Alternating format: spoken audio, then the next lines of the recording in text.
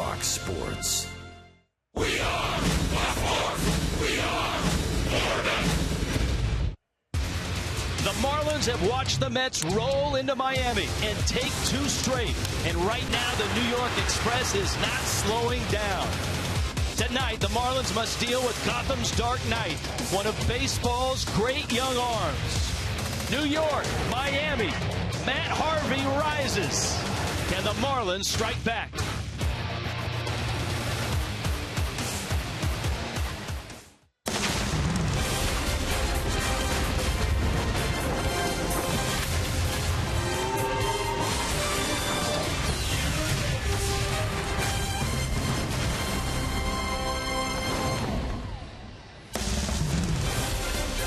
Well, night is about to fall. The dark night is about to rise. The Mets and the Marlins play a 3-game series.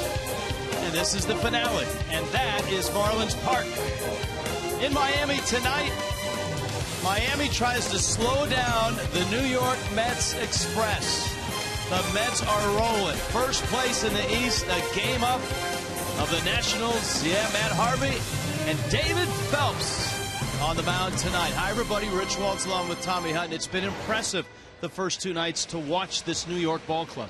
Yeah, you talked about slowing down the Express. Probably you could say trying to slow down that 7 train.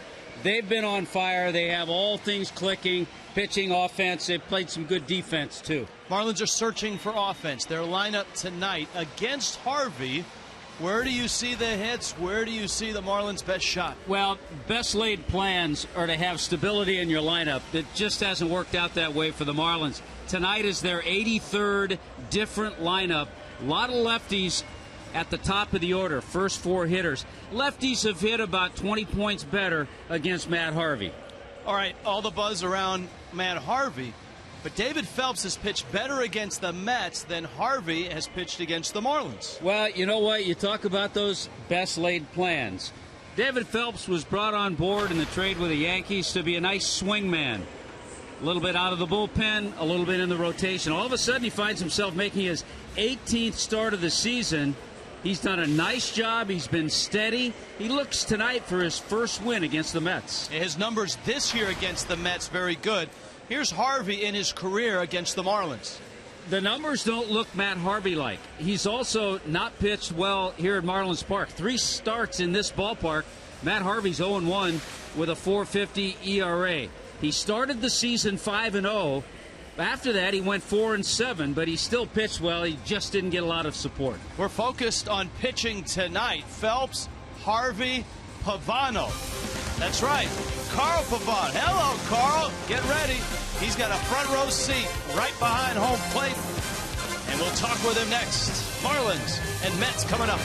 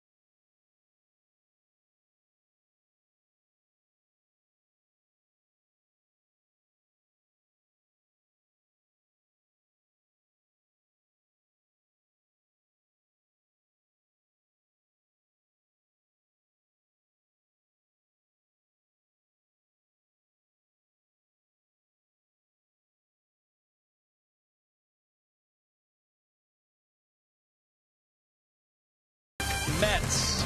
Pitching a focus tonight. Phelps, Harvey joining us now from behind home plate. What a great seat he's got. There's Carl Pavano. That's why he's smiling. Hi, Pavy. How are you? Great, guys. How you doing? All right, let's start with David Phelps. Everybody's talking about Matt Harvey, us included. But Phelps has pitched quite well against the Mets this year. What do you see with Phelps? You know, I like the matchup. Even though he's 0-3 in July, he uses all his pitches on both sides of the plate. And you got some fair hitters in this lineup. Lefties are hitting, 15 points, a little better on him. But, with his cutter that he mixes on both sides of the plate, he could run it in, he could backdoor it. Same thing with his 4-seam, 2-seam. He's a guy that's built to change speeds. When he's spotting his fastball, especially that front side fastball to lefties, he's really tough. He's making X's on both sides of the plate. He doesn't walk many guys. His home runs are down. But when he does walk a lot of guys, because he gives up a little more hits than innings, he's got to be careful of, making sure he keeps the ball in the yard and on the ground. With this defense, turning double plays and making outs is going to be his game today. As an accomplished Major League pitcher, an all-star yourself, what are you looking for tonight from Matt Harvey? Yeah, he's been on a roll. As you can see, there's a lot of lefties in the Marlins lineup, which is good because he's 127 average versus Harvey with 2 strikes. Righties are hitting 140 in his last 4 starts, and lefties are 203. So I guess you pick the necessary evil. But he's a guy that's got great stuff on both sides of the plate. He knows when to elevate, and he's got a good feel for pitching at 26 years old with an out pitch as a slider, an out pitch as a fastball, and he's brought into his changeup and adds another pitch for hitters to look at. And then he's just a tough guy to stay on top of. When he's getting ahead of hitters, he's putting a lot of guys away. This should be fun. We've got Carl Pavano along for the ride. Rich Waltz along with Tommy Hutton when we get back. Lineups, first pitch. Marlins trying to avoid a sweep. Mets trying to stay on a roll. All of that tonight in Miami.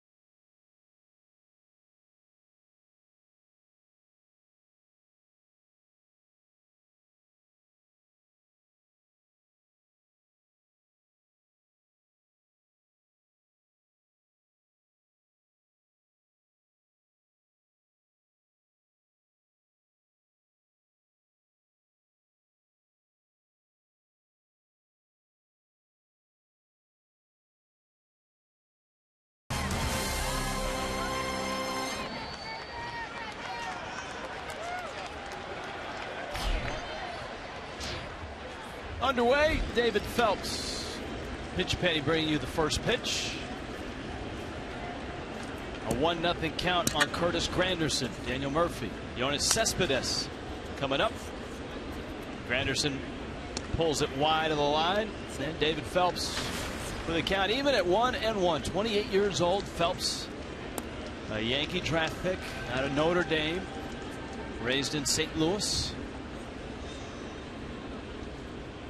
Granderson takes in. Home plate umpire is Bill Welke. John Tumpane, John Hirschbeck, Angel Hernandez on the bases. See Granderson's numbers. The on-base percentage at .352 is a key. Puts him in that leadoff spot with Pop.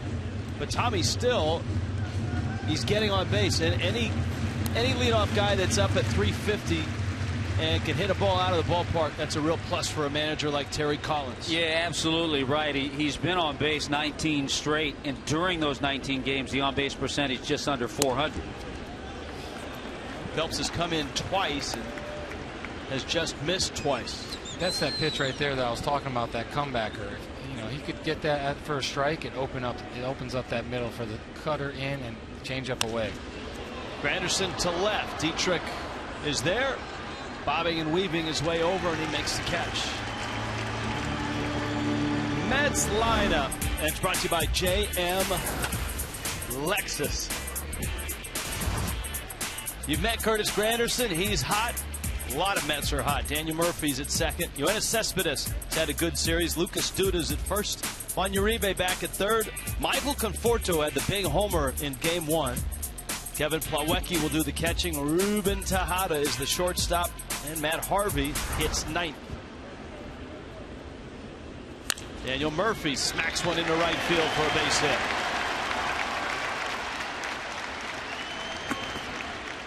Miami defensively, brought to you by BMW.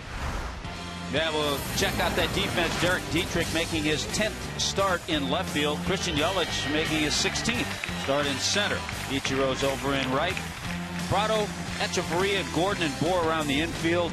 Jeff Mathis handles David Phelps tonight. Echeverria continues with that consecutive errorless streak.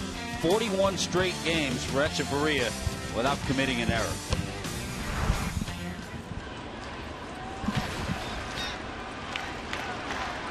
Yoenis Cespedes now. With Matt Harvey on the mound to finish off this series. Met fans always come out to watch their team here in South Florida, but tonight you sense there's a little more life in them, a little, maybe even a larger amount of them in the ballpark tonight.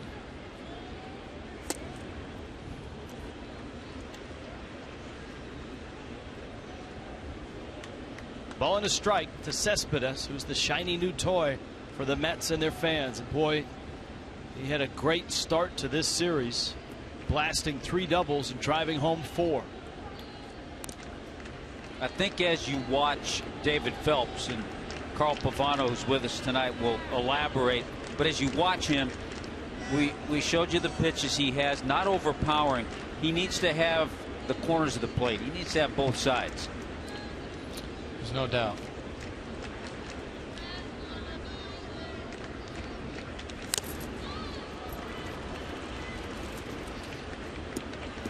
One and two. Jeff Mathis behind the plate. He's all right.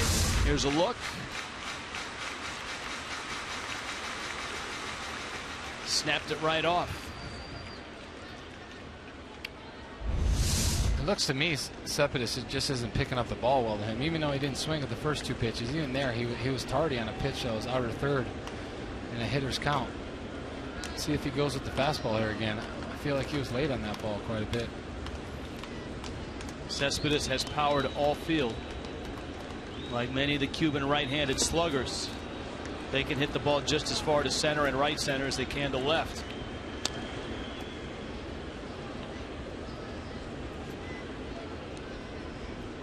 Lucas Duda on deck.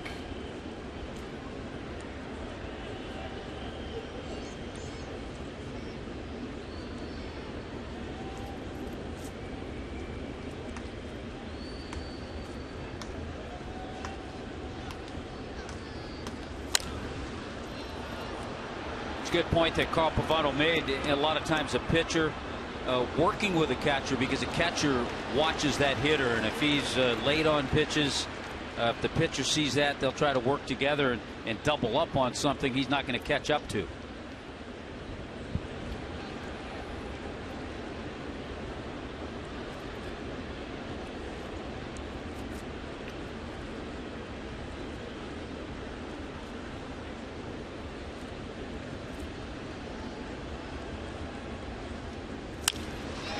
Line to center. Yelich is there, and he makes the catch. So 2 outs here in the first. And Lucas Duda will come to the plate.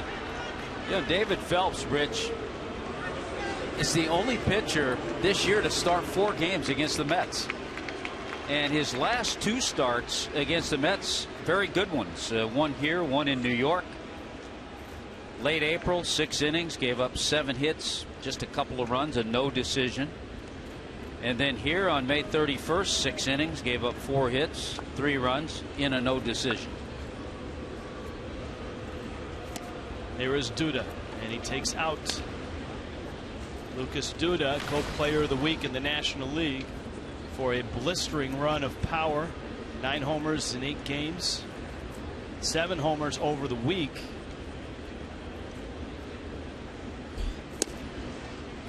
Phelps with a changeup for a strike. It's 1-1. Yeah, when these big guys in the middle of the lineup start heating up, they could change their numbers pretty quick in a week, just like he's shown. Yeah, suddenly 21 homers to go with 25 doubles, and a slugging percentage it's climbing towards 500.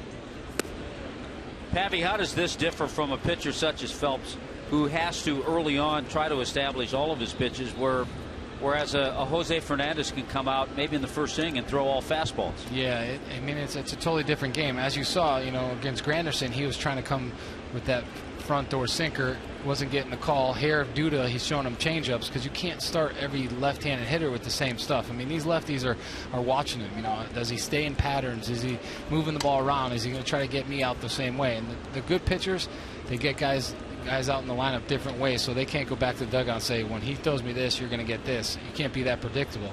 So you can see him playing that cat and mouse game right now, but he needs to get ahead of these guys. Count evens at 2 balls and 2 strikes. When you run into a hot home run hitter, especially as a righty being a lefty, how do you approach it? Right here, you're going to want to go after this guy and make quality pitches. Sometimes you got an open base, and you could be very careful.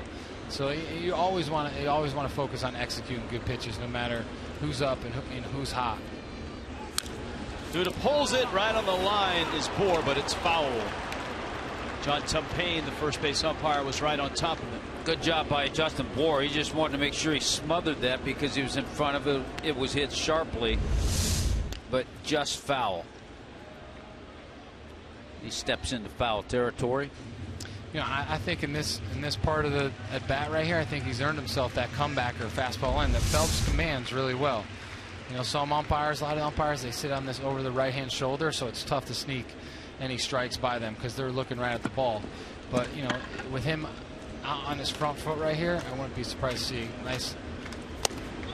See, you saw the umpire flinch a little bit there. That's a good pitch, and it locked Duda up because Duda's leaning over the plate looking for that changeup. He's already seen 3. So that's a pitch he's got to get. That's a big pitch for him, and that umpire. Wow, that could have been a called 3rd strike. Yeah. That's a pitcher's pitch right there. And for me, I'd go back in there. Duda was not ready for that pitch. He almost walked into it because he's diving so hard. 3-2 runner on the way. Duda squirts it off the end of the bat. Foul, and a good thing for the Marlins it's foul. There was nobody over there with the big shift on. Wow, I'll tell you what, Murphy would have scored because it wasn't hit that hard, and by the time Derek Dietrich in left field had run that ball down, Murphy would have been able to score. Carl, in this day and age, do you pitch to the strength of the shift? Do you just pitch him away? I mean, do you keep the shift in mind when you attack him? A lot of the guys that they shift on here are going to pull the ball, whether it's away, whether it's in, whether it's off the plate away. So I don't think you're going to change. They're pull hitters because they go out and hook the ball, and most of their bats stay in the strike zone a long time to allow them to get around it. So I always just stay with my strength. I mean, you can't pitch to the shift, and you got to pitch to your strength, whatever you could be successful consistently executing pitches. Just underway here in Miami. David Phelps battling Lucas Duda. Daniel Murphy will be running again from first. Pitch number 22 coming for Phelps. Murphy singled to right. It's been a hot Mets team that has outscored Miami 17-2 in the first 2 games, and that pitch just misses. Phelps missed narrowly on the inside, and now he misses narrowly on the outside. See the reach, and pitch number 9 is out even further than you thought. Jeff Mathis did a nice job of framing and trying to buy a strike. And here is Juan Uribe. Here's a guy right here that would come in first pitch and look for something to hammer. I guarantee you pitched against this guy, right, Pat? Yeah, I did. I stayed away from breaking balls with this guy because he loves them. Most of those matchups with you as a Twin and he as a White Sox? Yep, with the White Sox, exactly. Juan Uribe was the starting shortstop in 2005 with that White Sox World Championship. And then a nice role player and postseason performer for the Giants in 2010. And another World Series ring. You know, there's always that guy that they bring in from, you know, to add stability to the, you know, he could play so many positions. He's a dynamic player. He's got a lot of value, but that leadership, he's always the spark plug, the guy that they talk about that has high energy, you know, bringing guys up. 1-2.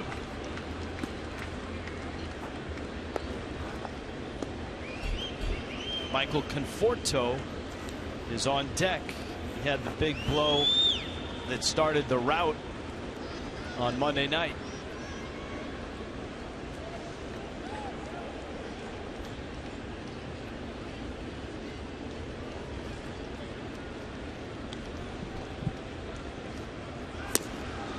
Phelps misses away. The count evens at 2-2, and the pitch count climbs here in the first. Well, the Marlins had to dip into that bullpen last night. Jose charting. He's not pitching tomorrow night. He's pitching Friday night in Atlanta. Jose Urena pitches tomorrow night against the Braves. Breaking ball line to right. Ichiro patrolling there, and he makes the catch.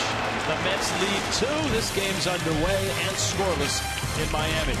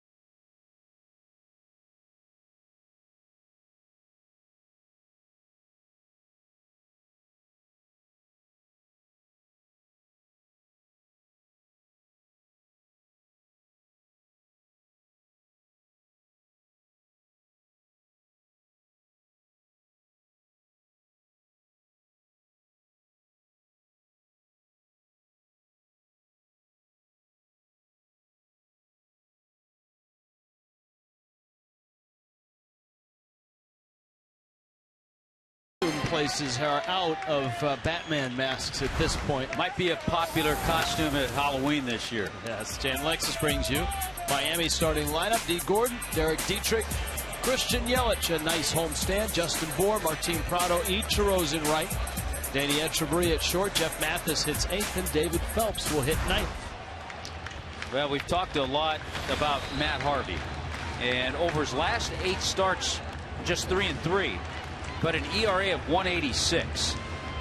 And don't give him support. If he gets 4 runs or more in his career, he's 16-1.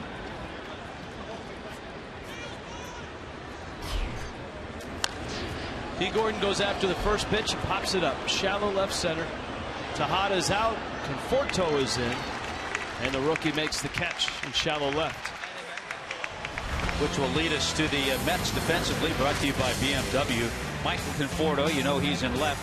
Yoenis Cespedes, Curtis Granderson filling out the outfield. Uribe, Tejada, Daniel Murphy, Lucas Duda around that infield. Kevin Plawecki, talked about Plawecki, has started 56 games. He started twice as many games as Travis d'Arnaud. So he's done a nice job as a backup catcher. Derek Dietrich now hitting second. Dietrich is one of those hitters that you can move all over the lineup. You can hit him second, third. Marlins have been forced to hit him fourth a few times. And then, of course, you can slot him fifth, sixth, and on down. Harvey with the count 2-0. The young Derek Dietrich.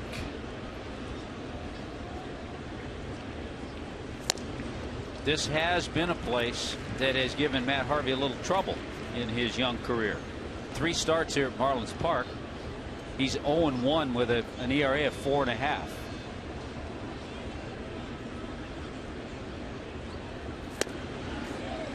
Dietrich did not check his swing. Count evens at 2-2. Marlins Park numbers: ERA of 4.5 in 3 starts. A lot of respect right there. 2-1 slider to Dietrich.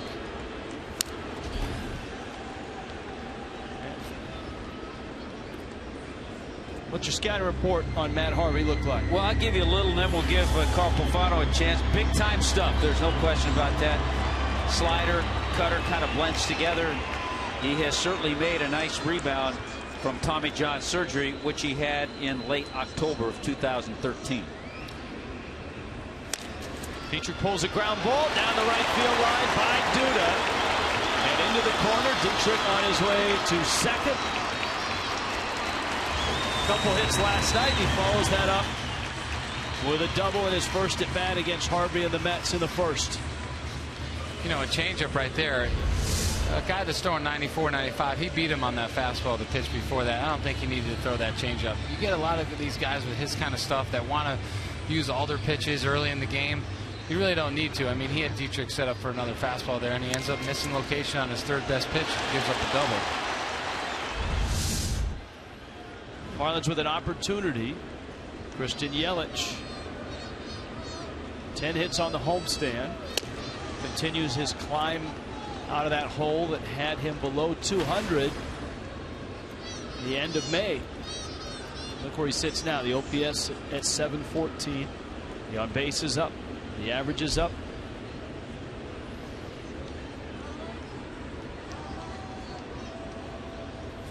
We've talked about this being a great park for Christian Yelich to hit in too.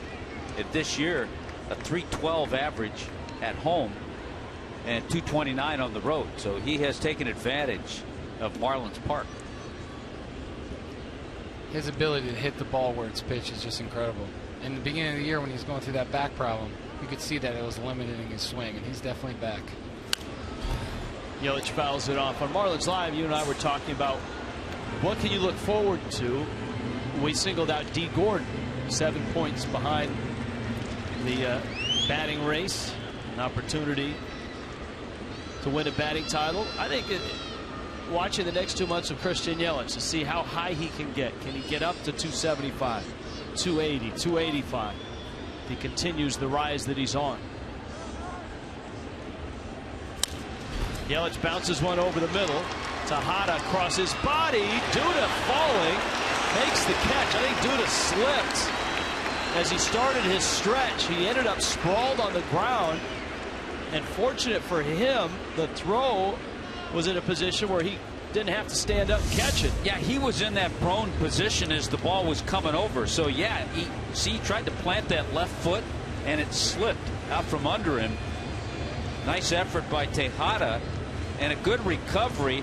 Just got the toe on the bag. That could have been dangerous as he tried to get that foot on the bag. I wouldn't mind seeing that again. That was close. The Marlins are looking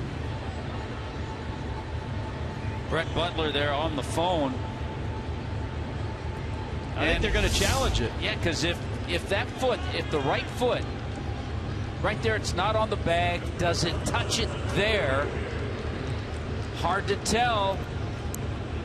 It's hard to tell. And that's the hard part. It's got to be clear and conclusive. Now, the Marlins video room, the Mets video room, and the umpires in New York have not only our cameras, the Mets telecast cameras, and other major league cameras that are locked down and available to. I don't know if you saw Lucas Duda kind of tap his chest to Harvey as if to say, well, my fault there, I slipped. All right, the two views that we've seen, Hutt, have you seen anything that is clear and conclusive? I have not. Because that's what you're going to need to overturn this.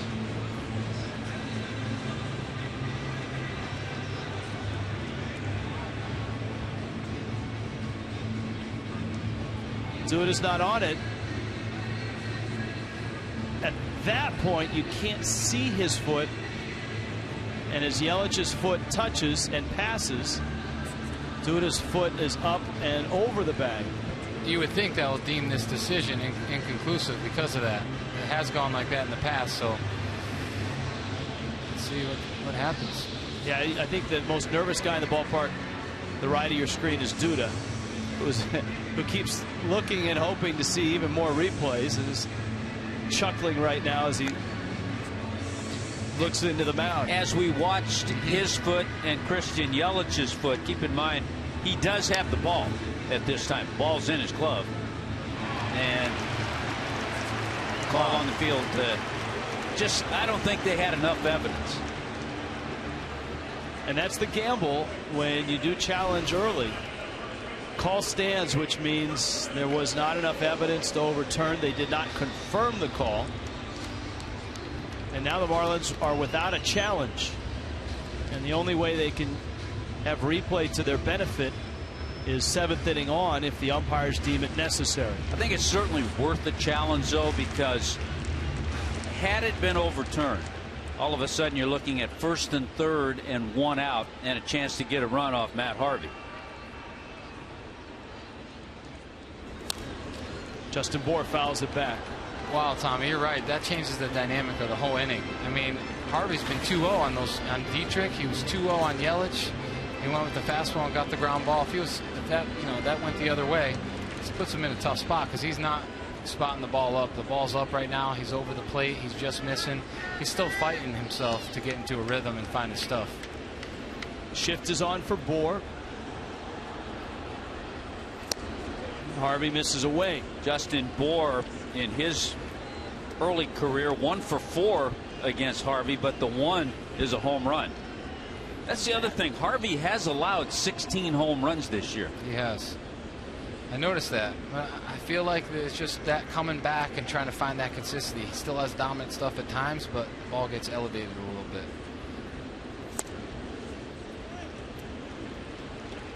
You can see him fighting himself right now. He hasn't, he's just missed. Thrown some good pitches. First pitch, strike to Bour, that was up. That Bour just missed, that was elevated.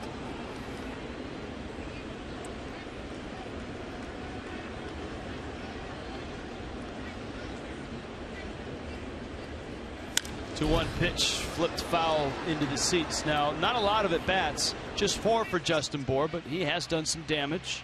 Yeah, we talked about the home run. Remember, his dad was in the ballpark, but I believe had headed back to get a pretzel and a soda, and may have seen it on replay, but you got to see it again. 2-2 coming. And Bour turns on a 95-mile-an-hour fastball. I think for Met fans and for Harvey, the reality is when you come off Tommy John surgery, everyone says, oh, a lot of times guys are throwing harder, they're throwing better. It doesn't always work that way. It usually takes a full year after the surgery before everything is back to normal. And I think especially Tommy and Carl, I'll get your opinion too. Is it command? What is it that is the last to come back? Yeah, it's command and just consistency of your delivery. You took a year off from being on that mound, and that mound just is foreign. It just takes reps, time at a time, and to see what he's doing and see what Jose's doing is pretty incredible. You know, coming back from the surgery, their stuff looks pretty good. Jose obviously second to none. Boy, a liner to right and a sliding catch there. Granderson snares it, and Miami turned away in the first. Matt Harvey gets some help from his right fielder, Curtis Granderson. Bohr hit it on the button. And a scoreless game headed to the second.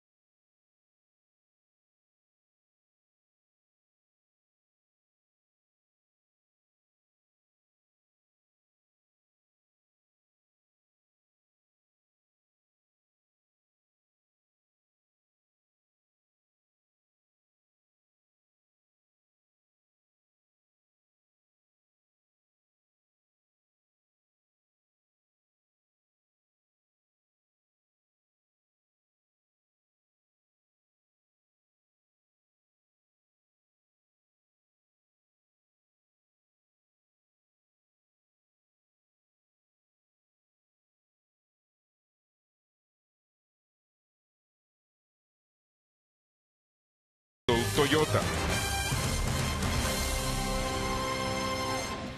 In Miami tonight, Marlins trying to slow down the Mets. Michael Conforto, who really started the series off with a bang, the 3-run homer to right in game 1. And the Mets rookie, who has had a really quick ascension through the minor leagues and into the big leagues. Game number 8 for him.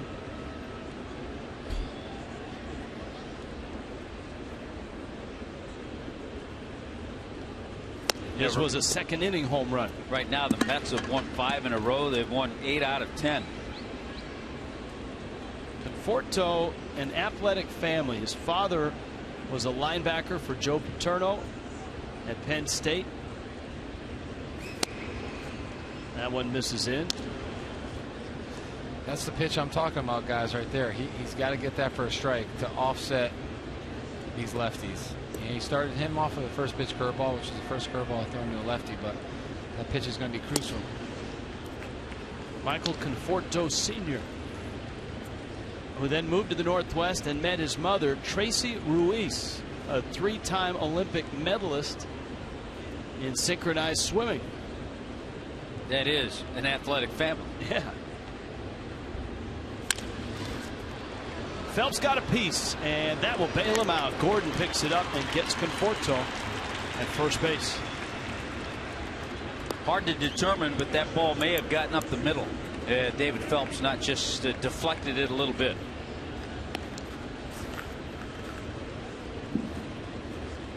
Kevin Plawecki, Ruben Tejada also coming up here in the second. Rich Waltz, Tommy Hutton. Carl Pavano is down below with us in the Diamond Club. He has his own table, his own headset, monitor. I think he has his own waiter. I got my own intern here watching me in case I need anything. Most importantly, his own menu. That's true. You know, it's all you can eat. Oh boy, they didn't tell me that. Oh, there you go.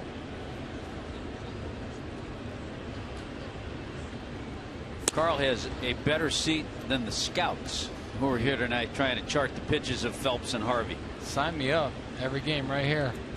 It's beautiful.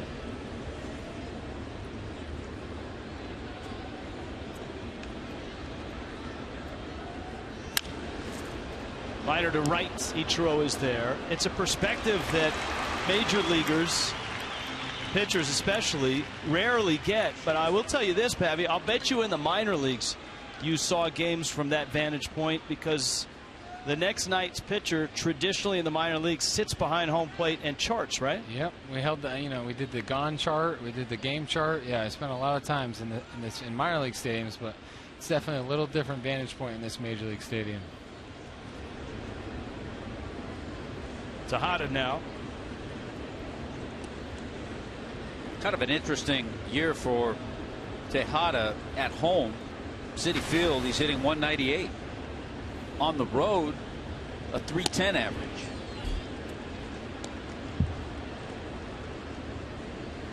Shortstop is still somewhat of a question mark for the Mets. Wilmer Flores' heroics aside this last week. To center and deep. Yelich after it, and he reaches and won't get it. And it hops up over the wall. And it's a ground rule double.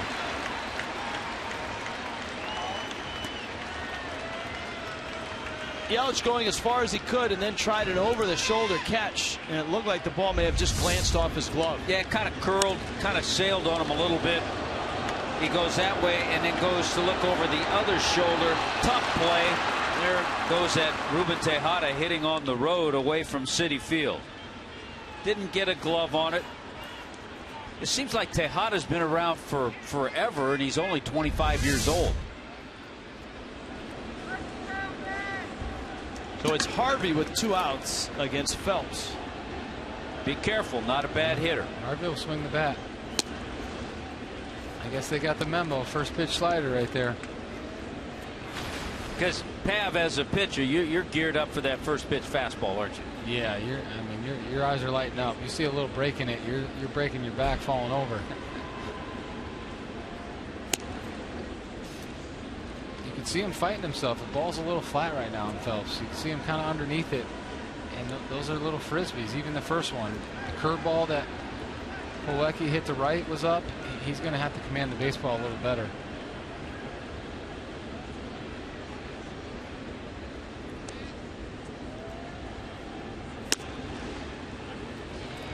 Fastball for a strike. It's 1-2.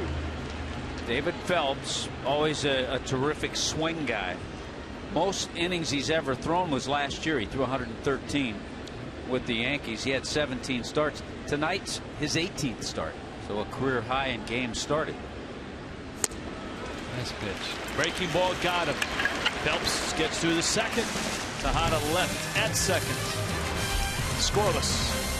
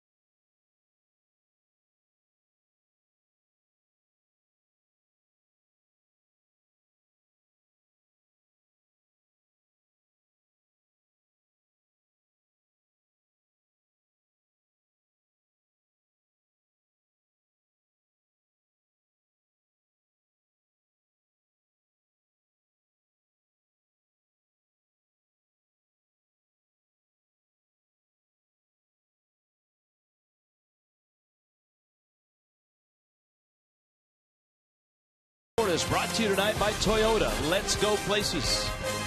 By Plenty. Lots of points, lots of places. One rewards program. And by AutoNation. Save on over 70,000 vehicles now. Visit us online at AutoNation.com.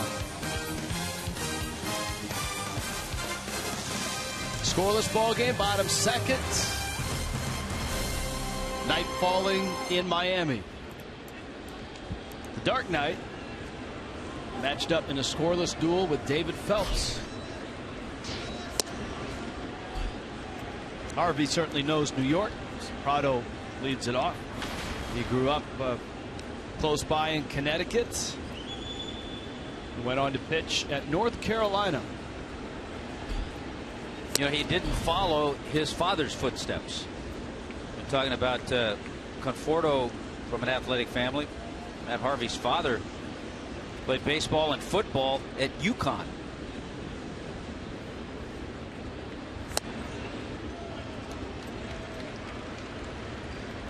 In 2007, North Carolina recruited Harvey, Rick Porcello, and Madison Bumgarner for the starting rotation.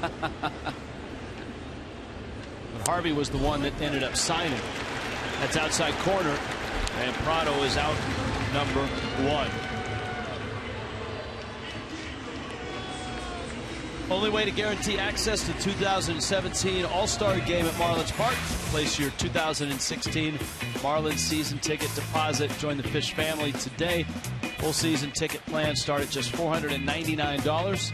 So start saving now. 1-877-MARLINS. Go to marlins.com/tickets.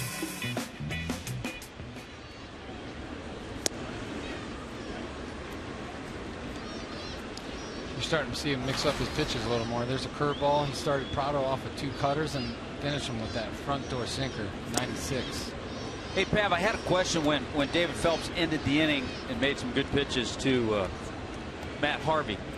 Is there some truth to the fact that if a pitcher's trying to put things together, sometimes when he faces the other pitcher, all of a sudden he does? Yeah, things click. Not that there's less pressure on you, but you find the release point, you relax a little bit, and it allows you, your arm to get out front, and things start clicking, and you could gain some momentum from it. No doubt about it. But you saw as that bat went on, the best secondary pitch he had, slider, was the one he finished off Harvey that I was looking at. One with some depth that was down and away that finished out of the zone. So he just has to get consistent out front a little more. In layman's terms, what does depth mean and what does it do to a breaking ball? You know, you're working on angles. So the mound is elevated and you're working on angles, and the mound is elevated. So when you're throwing, you want to work through angles. If the ball stays flat, that's going to be flat. You want to be working on a downward angle where it goes through hitting, kind of eye levels, eye zones where they don't see the ball and pick it up as well, and they can't square it up. If it stays on the same eye level, those are the balls that get hammered that stay up in the zone. And by the way, it looks like Harvey starting to put some good rhythm together. Yeah, you could see the ball starting to come out of his hand out front really well through the zone, where before it was up, it didn't have much direction on it. A 1 pitch. As a pitcher, how do you achieve that type of depth or those angles as you called it? It's rhythm. I mean, you could see his rhythm. He's getting them. Before he was walking around kind of searching. Now he's getting the ball and he's going. Those first 2 pitches, there was no hesitation there. He threw a ball, so he collected himself a little bit. But you'll see. Echeverria, right center field. That's well hit. Cespedes calling. Cespedes catching. And Matt Harvey goes 1-2-3 in the second. Good stuff from Carl Pavano behind home plate in a scoreless game.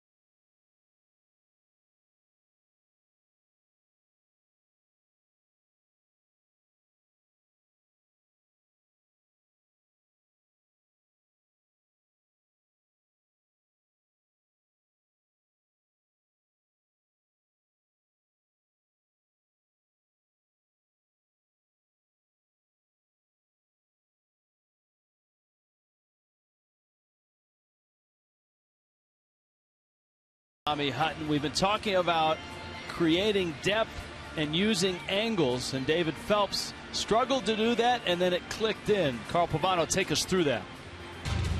You know, we talked about this at bat against Milwaukee right here. Here's a curveball that stays up.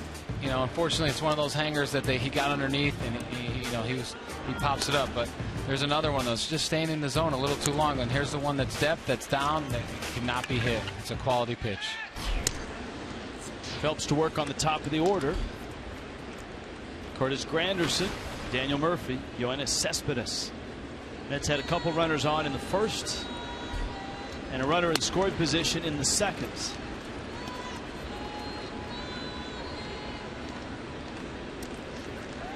Start number 18 for David Phelps.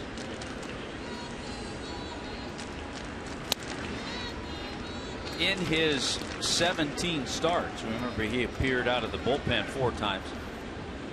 His earned run average is 378. Very, very respectable.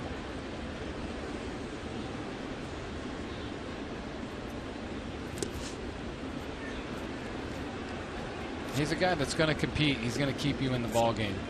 But as you see here against these lefties, he finally got that comebacker inside for a fastball for a strike. That's his pitch right there, to offset these lefties and keep them off the bases.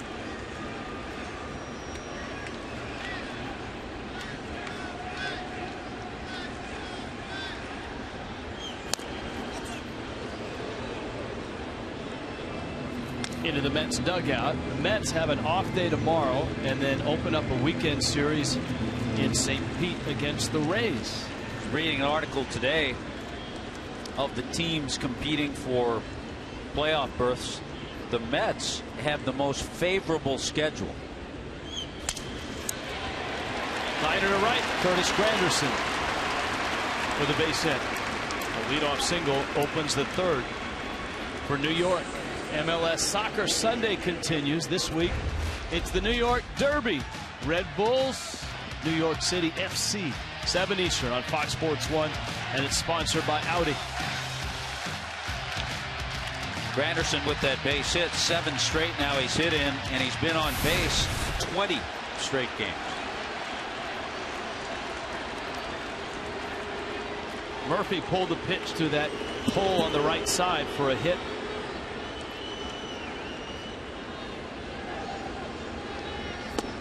It's always interesting when you break down who has to play whom the rest of the way, because they measure favorable schedule by number of 500 teams. Exactly. And sometimes you run into a team like the Phillies right now are one of the best teams in the second half in this division. If you're the Mets and they do have games remaining with the Phillies, you hope that they cool off somewhat. In fact, the Marlins have to be aware of the Phillies, because I think a lot of people thought that the Phillies would be in the basement all year, but the Marlins are just a game away from that basement. And the Phillies are a game behind Miami as play starts tonight. Marlins have 10 games left with Philadelphia.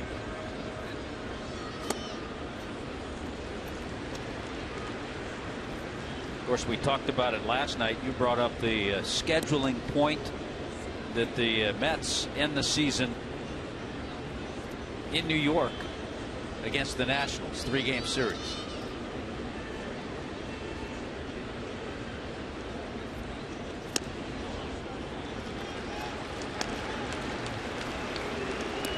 Man, Murphy's been really patient tonight.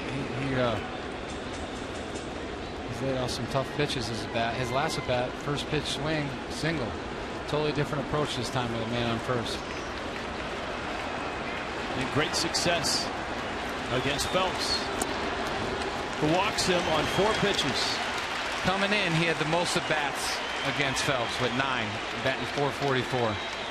So he could be a guy that sees Phelps pretty good, because he laid off all 4 of those pitches right there. Well, he's a guy, I mean, he doesn't walk a lot, he doesn't strike out a lot. 26 strikeouts on the year, 24 walks. Lineups are built when these first 2 guys get on base with the immediate order coming up. This is a type of inning where Phelps has to keep the damage to a minimum. Double play ball would be great here, but you can't always depend on that. You got to This is a must out right here to keep the momentum from really carrying over to this Mets side. Cespedes hit it hard and deep in the first, sending Yelich into right center.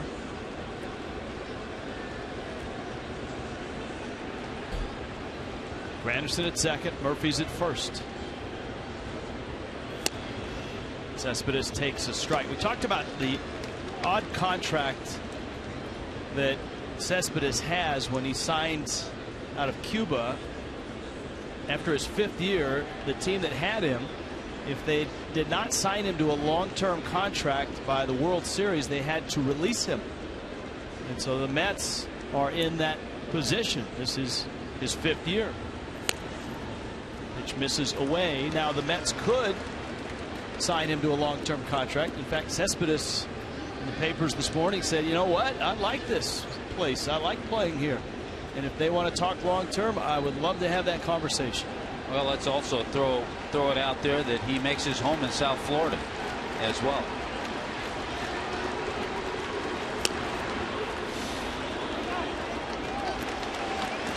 No swing, and it's 2-1.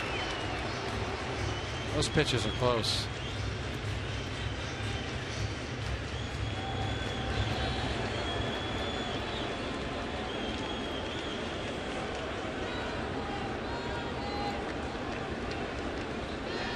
.54 pitches already. Nobody out. Top of the 3rd.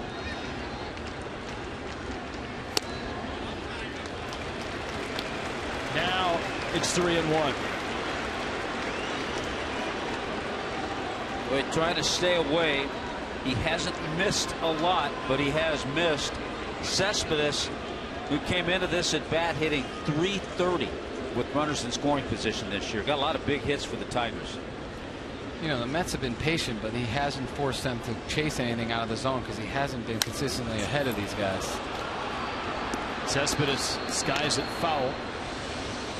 Same spot, and as I noted, one of the trademarks of the right-handed sluggers that have come out of Cuba, Puig, Abreu, Cespedes, is awesome power to right center field.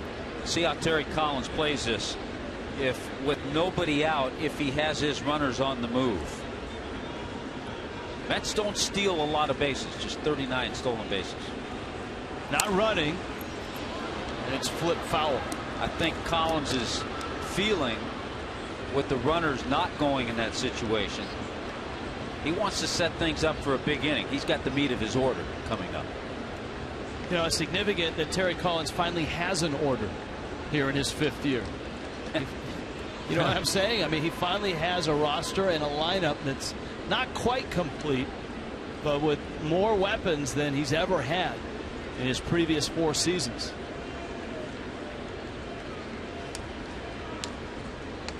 Phelps found himself in the same situation as last time for Cespedes. He went in and got an out. Cespedes lines it. Yelich on a hop, up with it. Granderson around 3rd, on his way home, and he scores.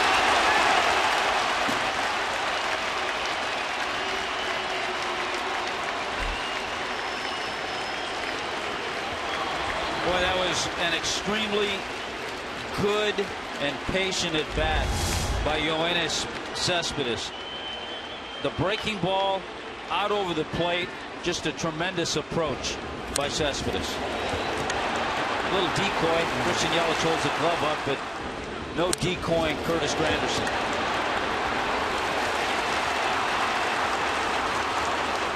You know, with Yelich's momentum coming that way, you know, the third base coach made a great read sending because he knew the throw wasn't going to have much on it. Now Duda, a single, a walk, another single. And it's 1-0 New York.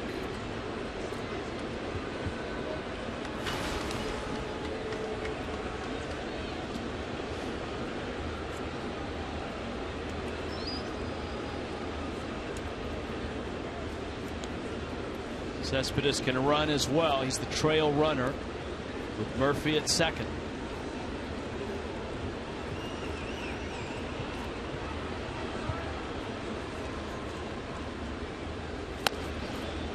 It's a 1-game lead for the Mets in the East. Washington trailing by a game, but the Nationals lead Arizona 2-0 in the third up in D.C.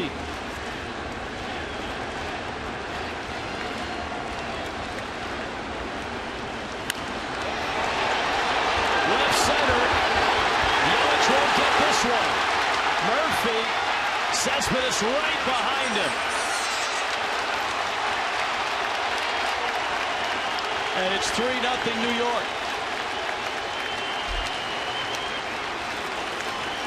Co-player of the week in the National League, Lucas Duda blasts a 2-run double. Looked like a changeup. It was out over the plate. There's the grip, the circle change, but it stays up. Much easier for a hitter to approach and see when it's in that area. And then you give Duda credit. Doesn't roll over on it, doesn't try to pull it. Hammers it the other way. Still nobody out.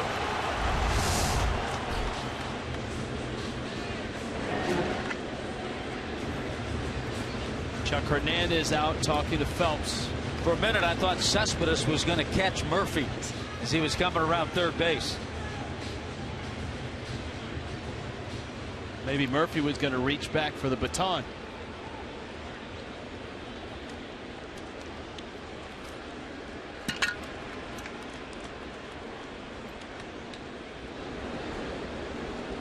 Now Uribe.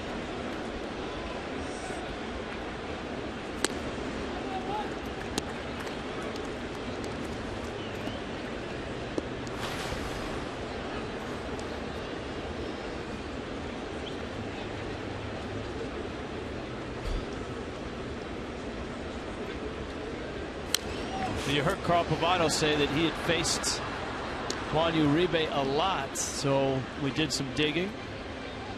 Abby, you fared pretty well against this guy. Yeah, when I was in, I remember this was a very aggressive. Ozzie was the manager at the time. It was a very aggressive team. If you threw quality pitches early on the count, these guys were swinging. Bouncer, Echeverria gets the outs. Duda, a heads-up move, takes third. Yeah, for a big guy who doesn't have great speed, heads-up base running. Duda got a good jump, made that ball be behind him, and made it to third base. So he's over there now with one down. A lot of pressure on Phelps this inning. Right there was a fastball in that he just hasn't gone to very much, but he's gotten 2 outs on it. One to Cespedes' first at bat, and there to Uribe. I feel like he's got to go with that fastball in on these righties a little more. Michael Conforto, Mets left fielder. Conforto bounced to second his first time up. Infield's in, 1 out, 3 runs across. Nice pitch.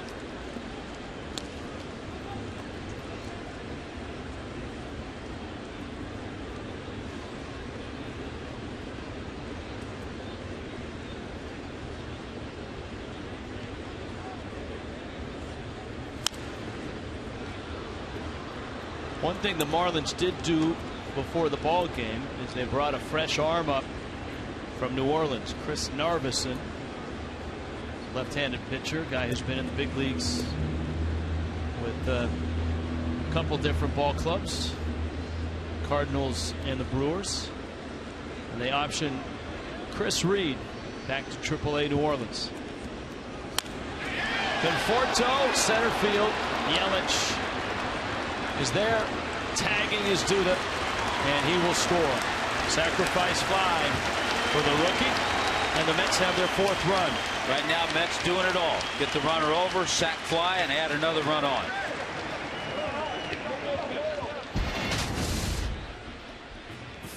There's your roster move. I think the fact, Rich, that Chris Reed worked a couple of nights in a row, Dan Jennings knew he needed another arm in the bullpen.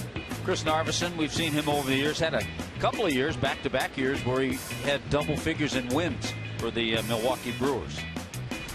He's made 63 starts in the major leagues. There's Narveson. His last time in the major leagues was 2013. This is where it really gets tough, because we gave you the note a couple of innings ago when Matt Harvey gets 4 or more runs of support. In his career, he's 16-1.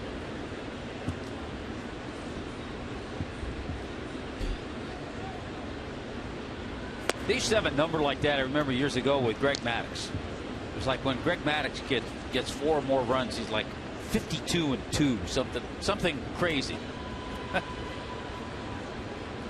I guess that's why he's in the Hall of Fame. I guess so. And 4 runs for the Marlins would feel like a Donnybrook. They've dropped 9 of 11, and in those 11 games, they've scored just 23 runs. No, the big inning is hurt, certainly. 5th time this series, the Mets have scored 3 or more runs in an inning. The Mets Express rolling again tonight, a 4-0 lead.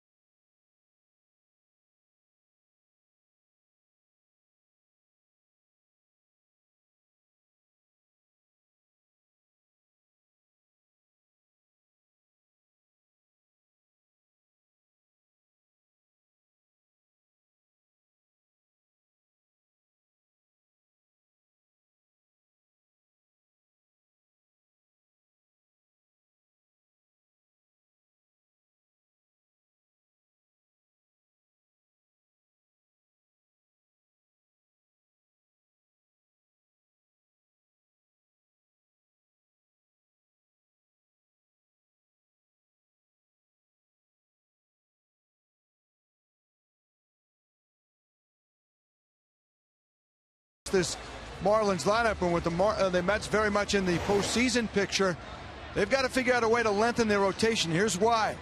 With their big 3, if they kept at this pace, they would approach or exceed where they want them to be. Matt Harvey tonight, couple of innings. He has 10 starts to go. If he stays at a 6-inning pace, pitches every 5th game, you can see he's over. DeGrom right around the area, and Syndergaard, again, we put a projected pace. We looked at every 5th game, and he would be well over 10, 15 innings over where they want him. Now, I will tell you this, Sandy Alderson, the GM, has said these numbers are independent of the postseason. So keep that in mind. The Mets are not going to Steven Strasburg it, if you will. These guys will pitch in the postseason, but they'd like to keep an eye on the innings going in there. So they're trying to take a start or 2 away from these 3. Well, how do you do it? They may go to the 6-man once again. It didn't work in June. Steven Matz got hurt. They've got a couple other options as well. Maybe it's a Dylan G, possibly, or maybe the injured Rafael Montero, who I'll talk about later, who's up in Port St. Lucie. But that's an issue for these guys, and they're going to watch it closely, guys. All right, thank you, Craig. And I think to make that plan work, the Mets have to be encouraged with what they saw last night from John Neese and on Monday from Bartolo Colon. If those 2 guys pitch well, then it's a lot easier to spread everybody out. That's tough to plan, though. When you hear it, it sounds great, but backing guys off and holding guys from, they're rolling through a game and pulling them. But at least they're not shutting him down. And Craig using Steven Strasburg as is that a verb he used it as? Strasburgis? Yeah. Yes. But it's true. I think, when the Nationals did that, they had Strasburg's best interest in mind. But as you pointed out earlier, Tommy, we had this conversation a few days ago. a lot of people around baseball kind of shook their heads when it was going on. And now you look back at it and you say, how many bites of the apple are you going to get if you're the Nationals and if you're Strasburg? Well, that's the thing. You just don't get that many opportunities. And the goal, as Craig was diagramming, and Terry Collins said it a couple days ago, is they're not going to shut anybody down. They want everybody in October all in, ready to go. There's a lot worse problems than worrying about your pitcher's innings, and you're going into a playoff season, so they're in a good spot. Especially with this guy's rolling right now. You could see him going to his cutter. His fastball's up to 96. His cutter's at 88 to 91. He's starting to get a little better rhythm. How much does a 4-run lead help? Yeah, it helps a lot. And you could see that, you know, the umpire to this point, and people don't realize this, they get in rhythms too. If you're throwing balls, they're not going to give you pitches. You got to start throwing strikes, and you can see the umpire's rhythm starting to get better. He got a pitch there that he hadn't gotten in the beginning. Gordon lines that one foul. Put this out to both you guys. Who would you start Game 1 of a postseason series? Harvey is the popular one. DeGrom might be the guy, though, right? I might know a Syndergaard. All right. You know what? You see who has a hot hand. No manager is going to commit to that at this time. You see who's on a roll, who's got the hot hand. But I would say Harvey would be the guy. That is going to be a base hit. Pavy, I'll get to you in just a moment. Okay.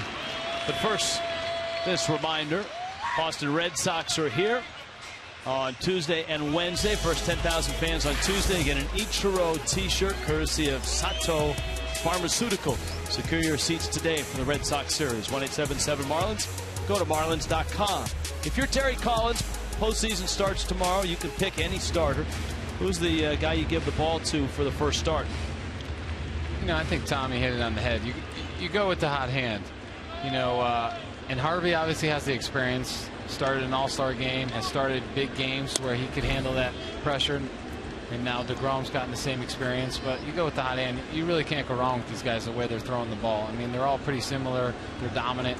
They're going to go right after guys. They don't look intimidated by anything. So you really can't go wrong. But you want the horse to go. The guy that I think Harvey, as far as, you know, the guy that they put on the front line, I think he might be the pick. Gordon running, and Dietrich skies it to left in foul territory. It's Conforto who makes the catch. Miami's third is over.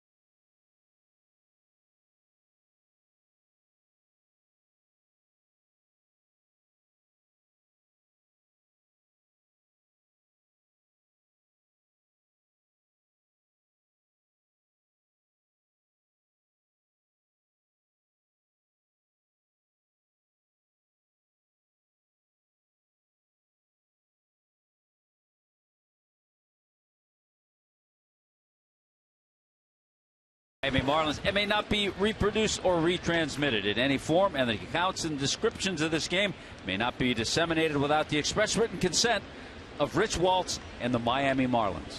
That's right. I'll sign off.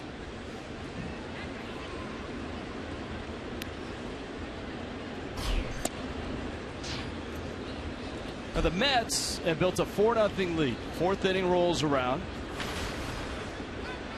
Ruben Tejada. You got Matt Harvey and then Curtis Granderson for a ball club that's won 8 of 10 and 5 in a row. Met fans no doubt pleased at that, and keeping an eye on the Nationals and the Diamondbacks tonight. Nationals a 2-1 lead, bottom 3 in DC. Tejada lifts it, foul. Ichiro. D. Gordon went down hard, pops back up. It's been interesting to watch as you see Gordon go into his slide as the losses have mounted for Miami. They've dropped 9 of 11 on this homestand. I think after every game you see D. Gordon sitting in the dugout for a good 4 or 5 minutes after the field has been cleared. We've seen Christian Yelich, JT Realmuto as well. Sometimes it's longer than 4 or 5 minutes too. After a tough loss, sometimes it takes a little while to digest that. And a lot of the media is going to go to Gordon. He's probably trying to get rid of some of the emotion of the loss, so he goes into that locker room with a clear head and can make some good interviews. Slice to right, and that lands for a hit. Tejada with a base hit.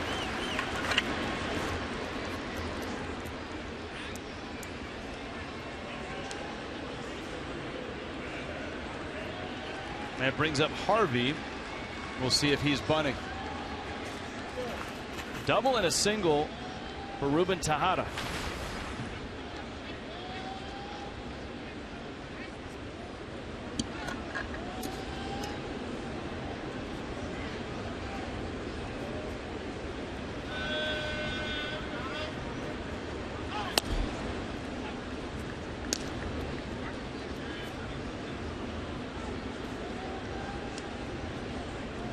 You'd like to see him pop it up right here. Phelps needs to get deep into this game. I mean, with Hand yesterday not going more than 4. This is a tough spot right here. Marlins really had to lean on the bullpen last night. Foul back, and it's 0-2. And it's a rugged stretch in terms of getting deep. Hand probably went further than the Marlins were hoping that he would. He went 4 scoreless. But Phelps has a ton of pitches here. 80. He doesn't have an out here in the 4th inning. And as Tommy pointed out, it's Jose Urena tomorrow. Prado goes, Echeverria turns, and Miami gets the double play. That'll help. Yes, it will. Couldn't ask for a better play right there. Thank God a pitcher was running, huh, Tommy?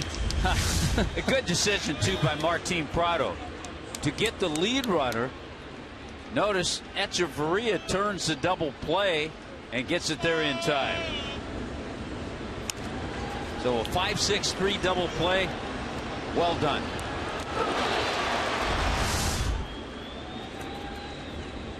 Now Granderson.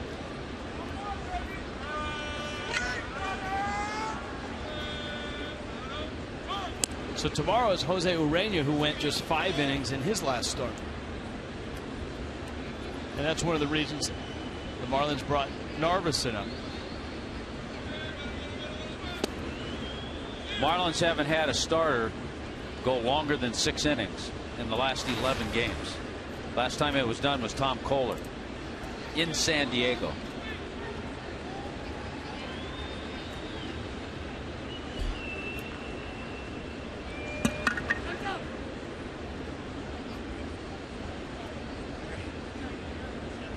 Granderson and Mathis in a bit of a conversation. Everybody getting along.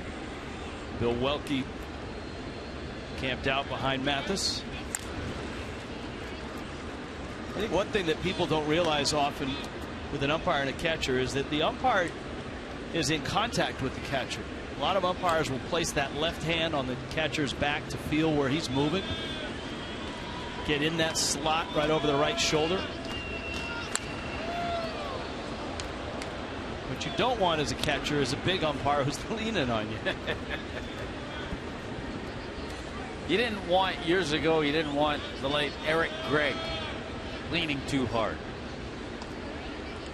Or the current Joe West.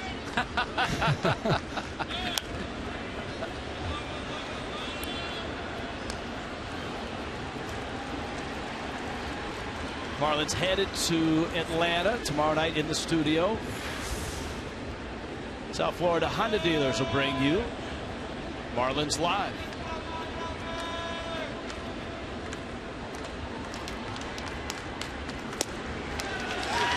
Phelps strikes out Granderson. Mets down in the fourth, but up in the game, 4-0.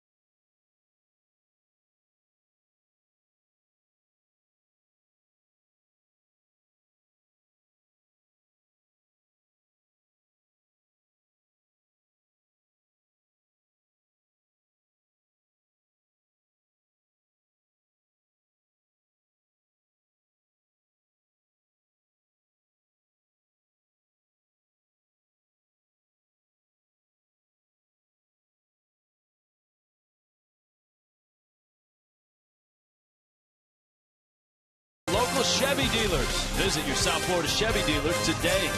By 5-Hour Energy Shots. Have you tried great tasting 5-Hour Energy lately? By Checkers Mix and Match, our famous Big Buford and Big Chicken Deluxe. Get 2 for $5. Checkers, it's in the bag. And by Mitsubishi Motors, inviting you to find your own road.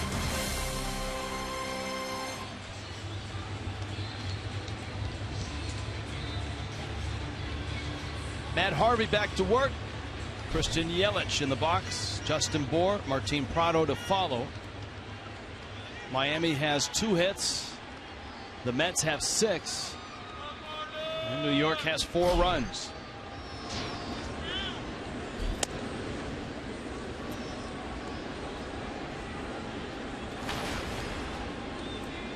Yelich bounced to short.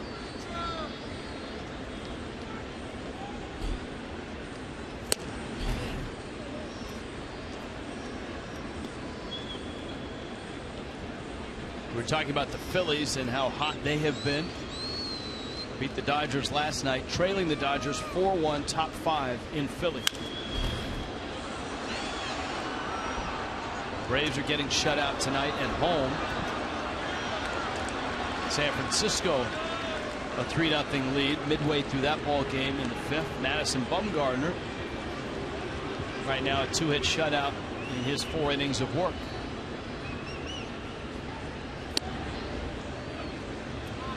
Yeah, we have Lucas Duda in town.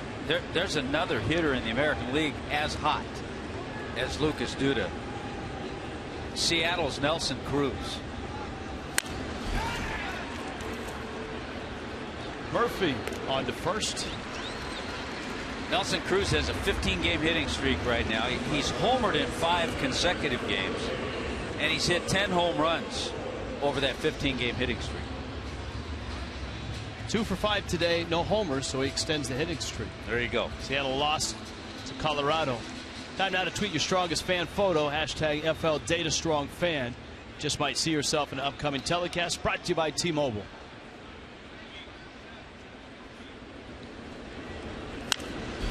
Justin Bour, high hop up. Carl Pavano, what do you see from Matt Harvey now that you didn't see in the first inning? Yeah, I don't think his rhythm's any better, but he's more aggressive. I mean, he's got a 4-run lead, and obviously, you know, Tommy stated how when he gets a 4-run lead, he starts to roll, but he still hasn't. Neither pitcher's really made quality pitches consistently, but, you know, this guy's up to 96. His cutter's at 91, and he's that guy, you know, that has above average stuff, that has very big margin of error because his stuff is so good. But, you know, the Marlins need to just wait him out and get some good pitches because he's not, you know, pounding the strike zone right there. But, you know, I think, you know, he's being aggressive. I mean, that's the middle cut of the plate right there. He's not worried about giving up hits. He knows if he needs to shut down an inning, he could do that. Prado pulls one to third. Uribe swipes at it and gets the out. That's an 8-pitch, 4th inning for Matt Harvey.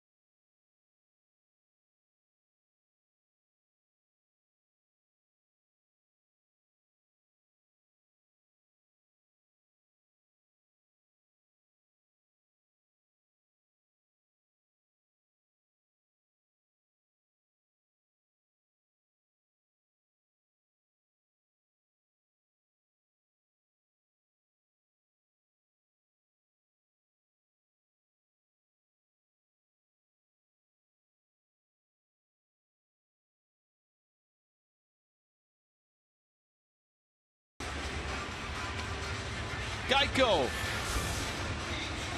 On this date, Marlins Spanish radio voice Felo Ramirez received the Ford C. Frick Award at Cooperstown.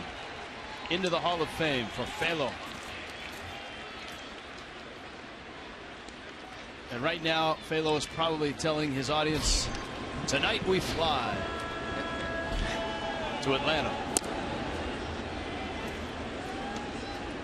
Breaking ball misses in. Daniel Murphy, Yoenis Cespedes, Lucas Duda.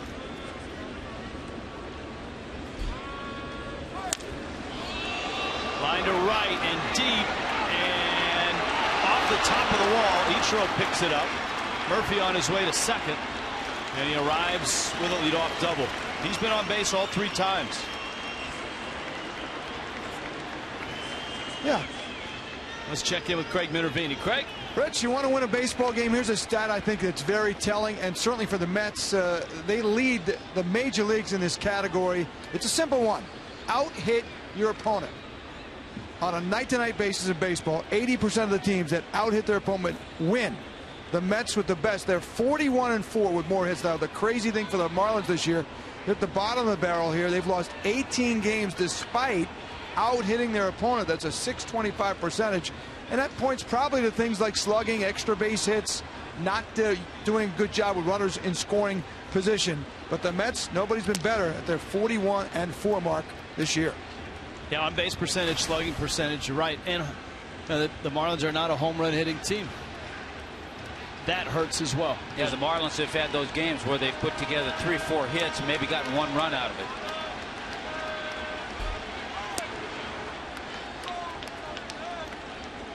Now Cespedes, who has swung the bat well tonight, lined out to center and then lined an RBI single to center.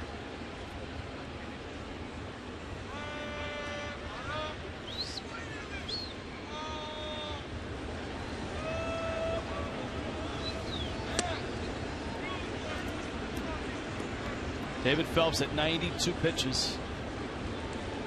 Miami's bullpen has some activity, no throwing, but stretching.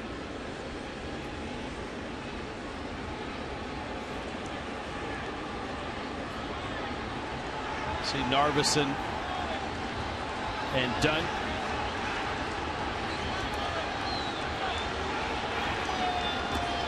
Mathis on his way out to talk.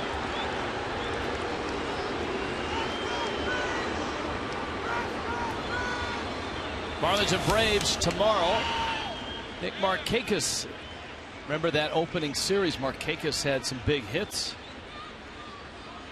You mentioned a couple of nights ago Freddie Freeman back on the disabled list for Atlanta.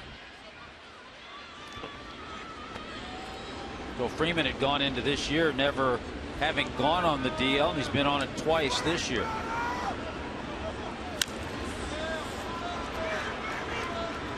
D. Gordon makes the catch. Good pitch by Phelps. Cespedes retired. And here comes Duda. These are not easy outings for a starting pitcher. When every inning you got a person on second, a lot of stress. Meat of the order comes on every time. He's battling through it. You know, right there, Cespedes fastball in, gets him off for the second time on a fastball in. His last at bat, 3-2 slider that he hung on. Had a big hit to center. He's battling out there. But to your point, oftentimes, and we had this question last night, what's worse, a high pitch count or stressful innings? And Phelps has both of those. He's tonight. got both of them going tonight. Yeah, in more cases than none, he probably still wouldn't be out here. But with this bullpen the way it is, and the need for they need their starting pitchers to go deeper, they're going to stretch him a little bit. He needs to finish this inning.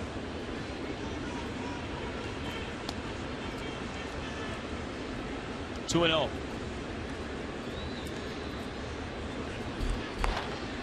As we expected, it's Chris Narveson in Miami's bullpen.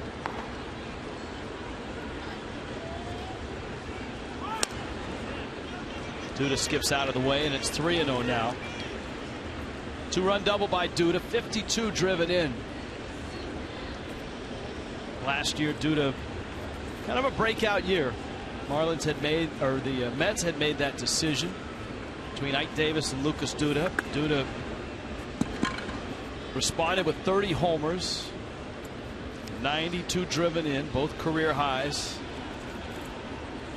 Played in 153 games.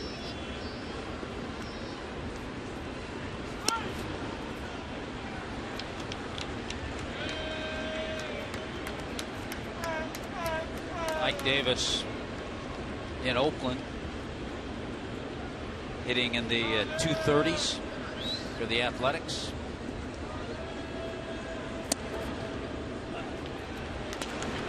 Speaking of the Athletics, the Mets, after last night's ball game, acquiring a lefty that you associate with the Braves, Eric O'Flaherty. He was with Oakland. Player to be named later. O'Flaherty now in the bullpen. He was not having a great year except against lefties. And that's why they got him to get that veteran left-hander. Those guys are very valuable to get 1 and 2 outs to bridge that gap for either the setup man or their closer. Phelps misses in. Duda walks.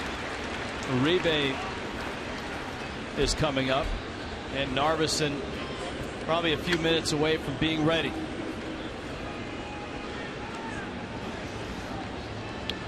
I'd really like to see a double play right here and just get one more clean inning out of him, give Narveson a clean inning coming in.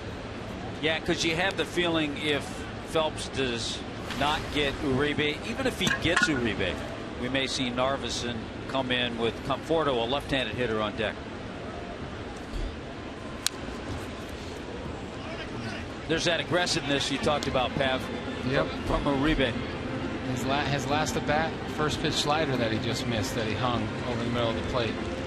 I want to see him go with his fastball. He's still, even though he's aggressive, he's not on it. He was tardy on that. So bring it a little closer to him and above his hands, and maybe get a ground ball to the left side. Turn a nice double play. Here it is. And he drills it to left and deep and gone. Right there, you see it when.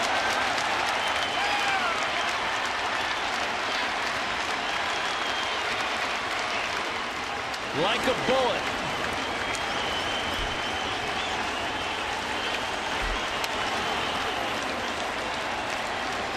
Well, he did go with the fastball again, but didn't get it where he wanted. And Uribe, man, he was all over it.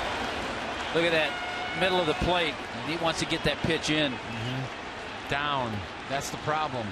It's not the pitch selection, it's the location. If that ball's up on his hands, he gets his ground ball. But with this guy that likes to drop his head, and he doesn't have exactly a fast bat. He's just a smart hitter. He's more of a slider bat speed, but when you give him a ball down, he's going to leverage it just like that. Bat ball's on his hands, get in on him. Do you realize that is career home run number 188? Wow. For Juan Uribe. And that's the last pitch that David Phelps is going to throw tonight.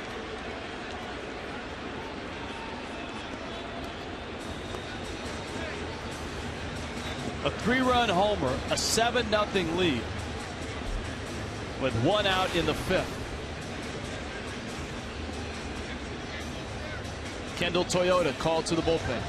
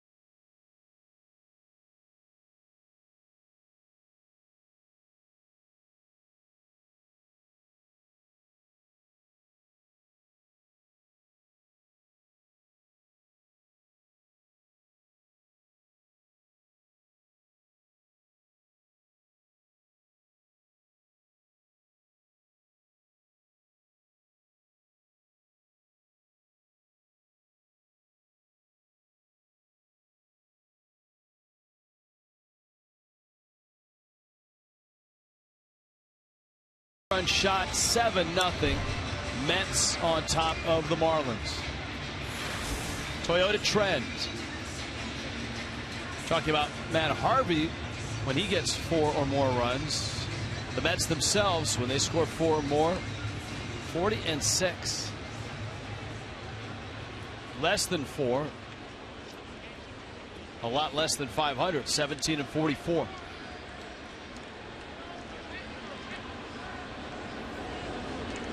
And so the Marlins turn it over to a guy they just called up from AAA.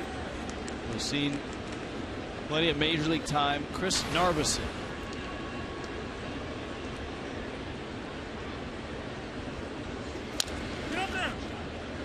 Conforto to first. Bohr to the bag.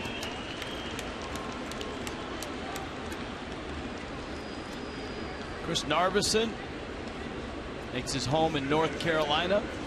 Arden, North Carolina. Went to high school in Asheville. Way back in 2000 was the #2 pick, second round pick of the St. Louis Cardinals.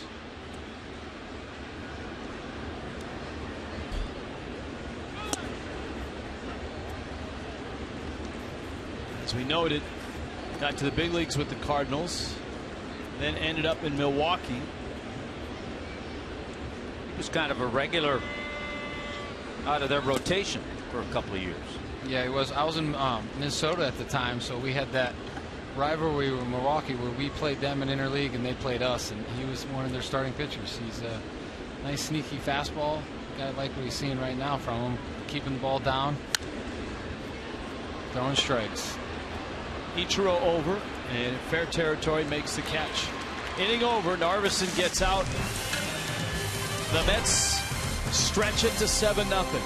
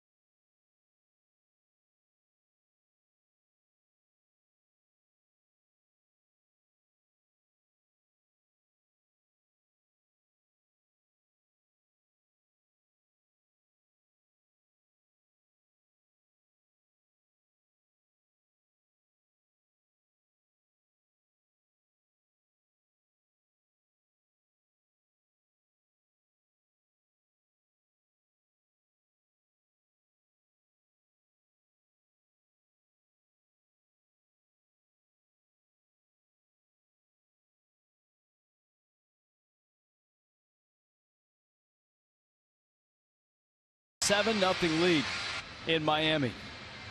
Last year, Glover Teixeira took the champ to the limit, and Miami's own Offense St. Preux took only seconds to take down a legend. Saturday they meet on UFC Fight Night. Coverage begins 10 Eastern, only on Fox Sports 1, and it streams live on Fox Sports Go.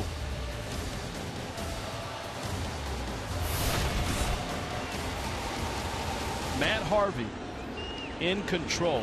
His ball club has given him 7 runs already. And it's Ichiro, Danny Echeverria, and Jeff Mathis. Well, it's hard to believe, watching Harvey tonight, hard to believe that earlier this year he had a stretch where he was 1-3 and had an ERA over 7.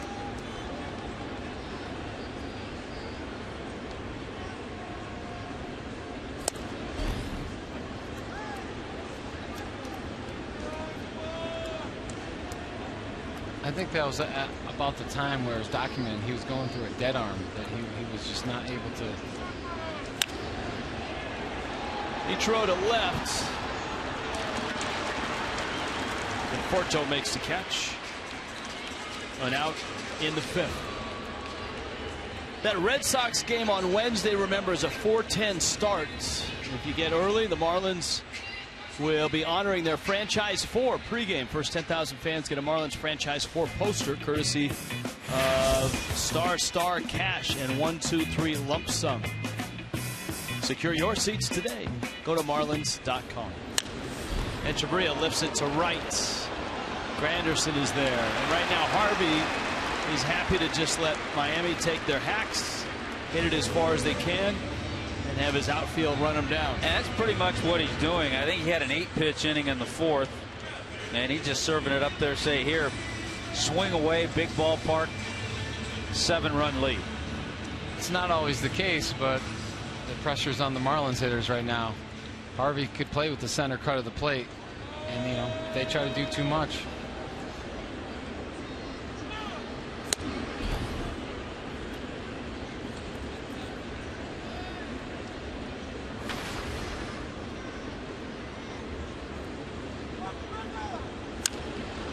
Mathis sends that one to left.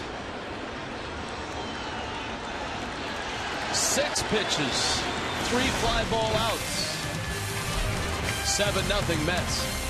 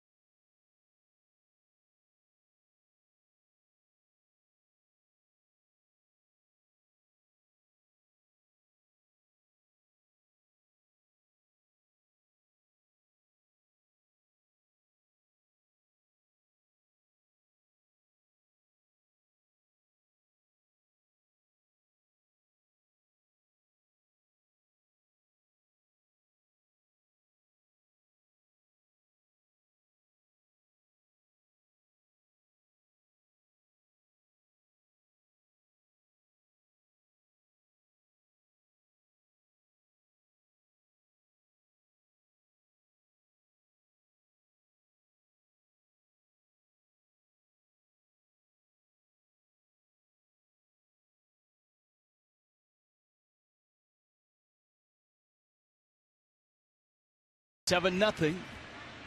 Baseball's playoff race starting to get in high gear. Saturday, doubleheader. Dodgers and Pirates. Preston Wilson will be on that game. Key game for both teams. 7 Eastern, National League Central. The Cardinals and the Brewers. Game you can see only on Fox Sports 1. Coverage starts 3:30 Eastern only on Fox Sports 1. Streams live on Fox Sports Go.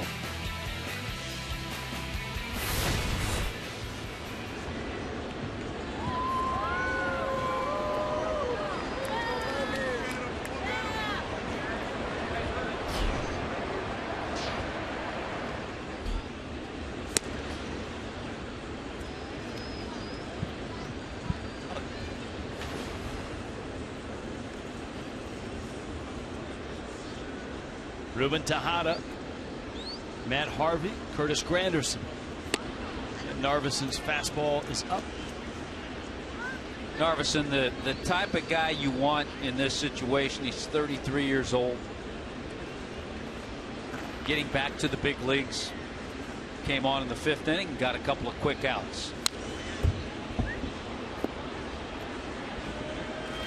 And he's shown he knows what he's doing. He throws a first pitch strike, throws a fastball in to kind of back Tejada off a little bit, throws a changeup away, and then he's commanding the zone. He's come in, and you know, he's exactly what they need right now. They need a guy to go in there and throw strikes and get outs. Narvison misses in. Here's a guy who was drafted in 2000. He had Tommy John surgery right away, August of 2001. Since then, the injuries mostly around the shoulder.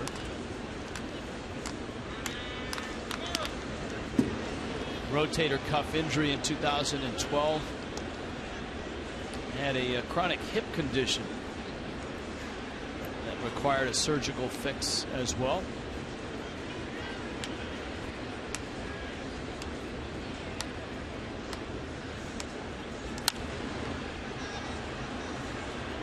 Yeah, it's a good example. A couple off-speed pitches, and then just enough on his fastball to. He got the foul ball, but he certainly tied up Tejada. He's doing a really good job of messing with the timing. I mean, he's topping out at 90. He's not going to overpower you, but the change of speeds is the difference maker for a guy with just a slightly above average fastball.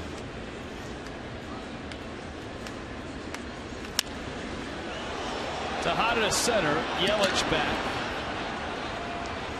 And he makes the catch. Just enough, Pappy, to mess with the timing. Exactly. Right there. But Tejada's put up some good at bats. Since that double he hit last night, he stayed to the right side of second base. He's staying inside the ball. He's not trying to do too much. And no one's really tried to make him try to pull the ball, to pull him out of that swing, to mess up that timing.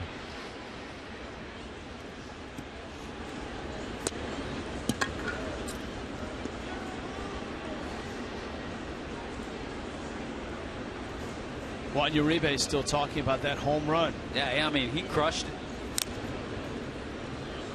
It was off the facing near the Jackie Robinson retired number 42.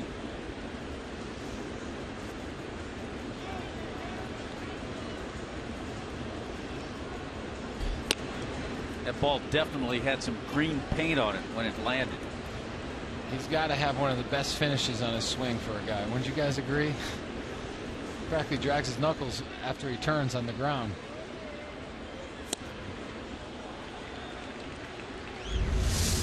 There's a look at it. He was almost caught. And then right smack dab into the Cleveland. Outside corner. Harvey goes down. And that brings up Granderson. The Angels got a much needed series win over Cleveland. They were down by 2 in the bottom of the 9th. They had dropped 10 of their last 12, and they came all the way back and won today. C.J. Cron had the 2-run single, and the winning pitch, or the winning run, scored on a wild pitch. Trying to catch up a little bit to those Astros. They may do it early in that Houston-Texas game. Texas has a 4-0 lead.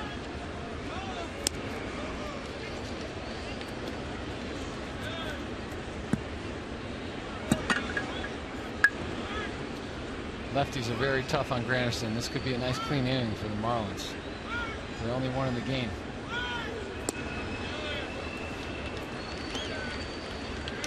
I didn't get a good glimpse at that. Was that a cheesehead? I think it was a hot dog hit. It was a hot dog hit, because we will be seeing the cheeseheads pretty soon in Milwaukee. Narveson could tell us all about it. I think that says Brooklyn Cyclones, a minor league affiliate. The hat's making me hungry, guys.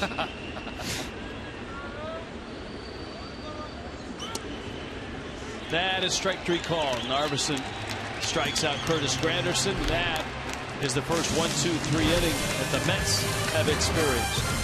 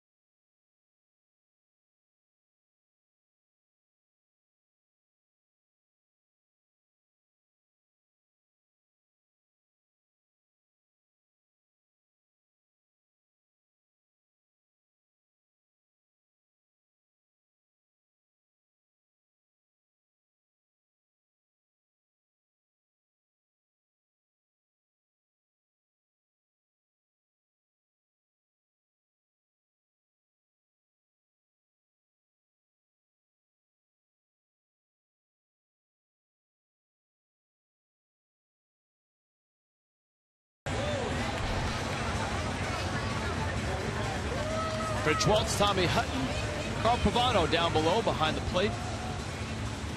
And everyone getting a good long look at Matt Harvey. 57 pitches. And it's evident from up here, Pavy, your opinion from down there, that Harvey, after the Mets broke it open and got the 3 runs to make it 7-0, has shifted into, here it is, hit it mode, which all good pitchers do, because he wants to get 8th, maybe 9th inning. Well, he's thrown 14 pitches in the last 2 innings. And with Chris Narveson pitching the way he has since coming in the game, and with the score the way it is, you just leave him in, let him hit, and try to get 2-3 more innings.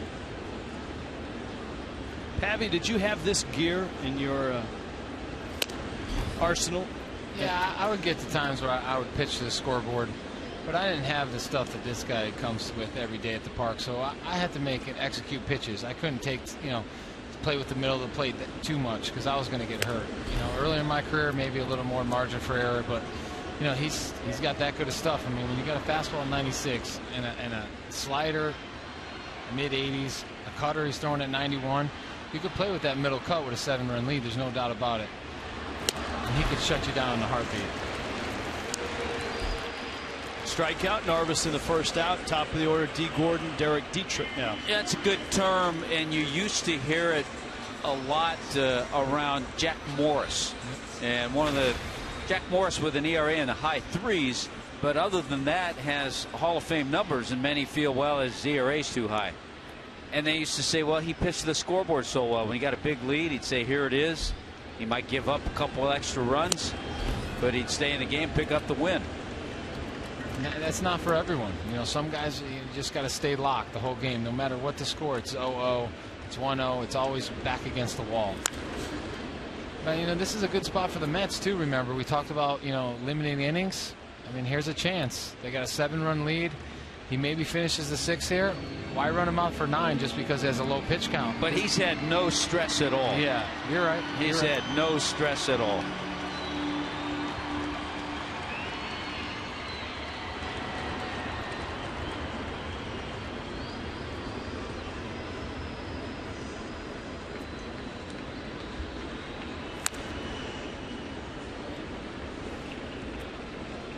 Oh, 2.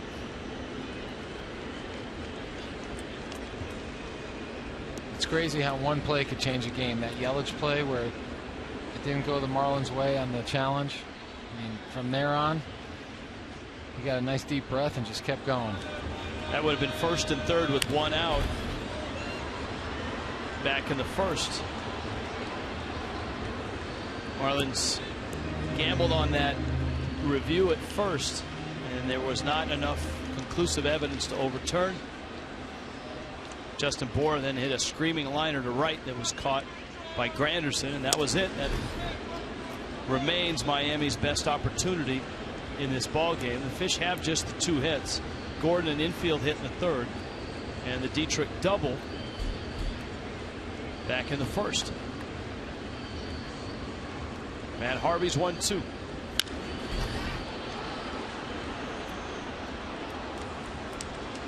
He stayed on the inner half of the plate on Gordon this whole at bat.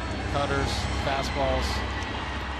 One thing that I haven't seen from this view is his delivery is very clean, very easy. He doesn't look like a max effort guy. He's very out front.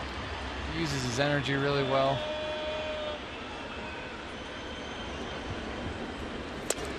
Pat, we're going to see Friday night. We're going to see Jose pitch against the Braves. What comparisons can you make, and what differences are there in the two? I think they're both on the same. He's on the left side of the rubber. Jose kind of shades to the middle or to the right side, third base side. But a little lower arm angle from Jose. I think a little more movement on his ball.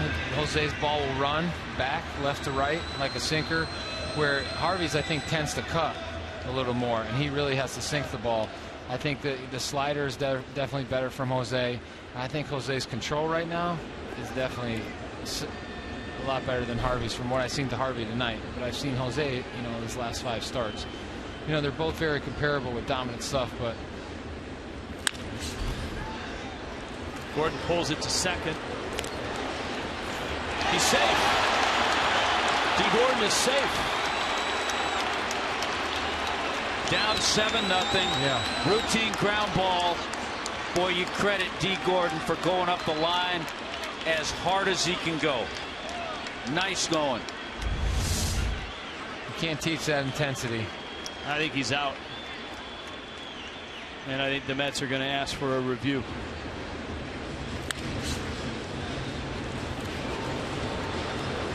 I tell you what, Daniel Murphy took his time and made it that close. Yeah, he did take his time. Back of the glove and the foot still. Yeah, even D. Gordon's coming off the field because I think he knows it. He probably saw the replay up on the big screen.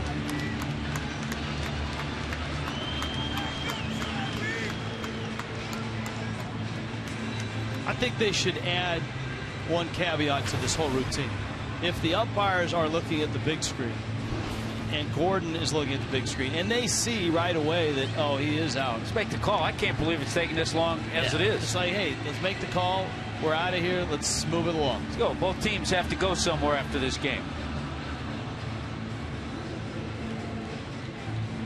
There you go. So Gordon is out. You still credit the hustle that Gordon had. Yes, you Busted do. up the line. Here's Derek Dietrich.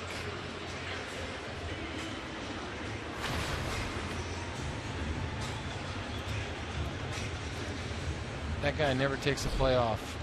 I love watching him play.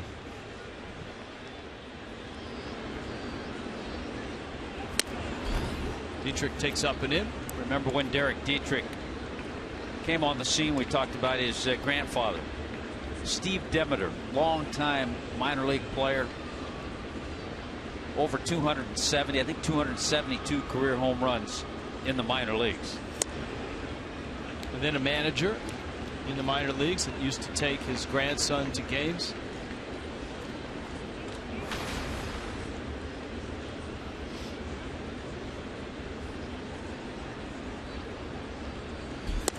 Just the other day, a guy has shattered that record of minor league home runs.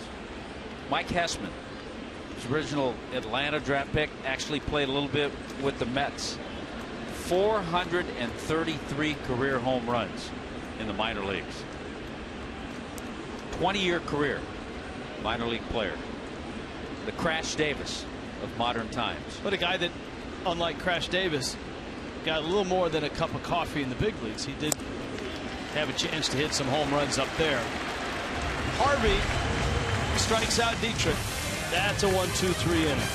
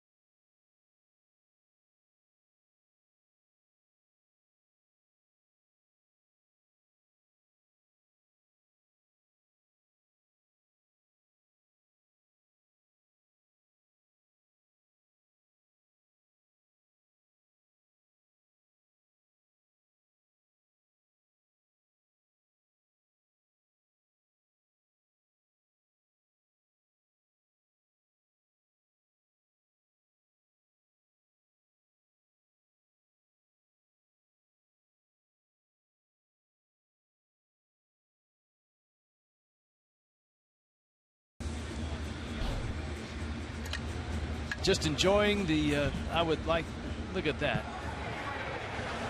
Out in the Cleveland. As promised earlier in the game, we've selected the Data Strong fan photo of the game. And there you go, Mallory is the Data Strong fan of the game. It's all brought to you by T-Mobile. Did you order those out there?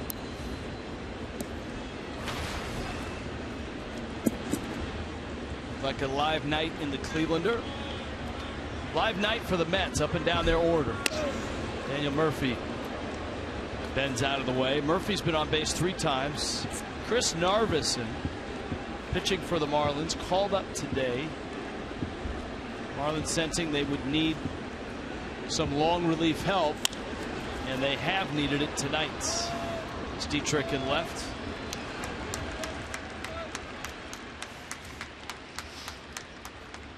Next, Corona Light Marlins watch party is coming up on Friday. That would be game 2 against the Braves. Game time, Miami. The Shops at Sunset Place Mall. Marlins and Braves, it's a 7:35 start. Philly, the energy team, Corona Lights. Marlins.com for more information.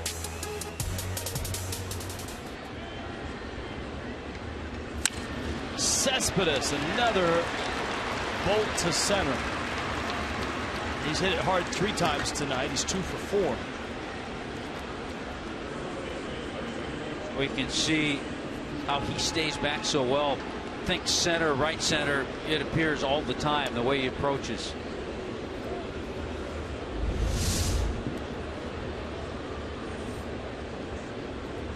Boy, that's solid. More times than none, you'll see guys try to pull that ball and they get the 6-3. Abby, this certainly looks like a different Mets team than the Marlins remember from April, May, even early July. It's a vastly different feel to it. Yeah, they do. And it all starts with that pitching. Lucas Duda center. Yelich.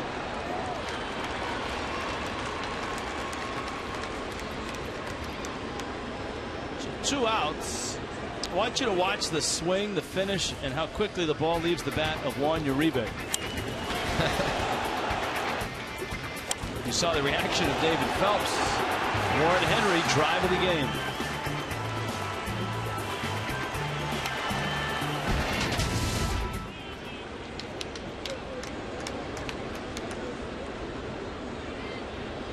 Didn't take him long after joining the Mets. He had a big game-winning base hit against his previous team, the Dodgers.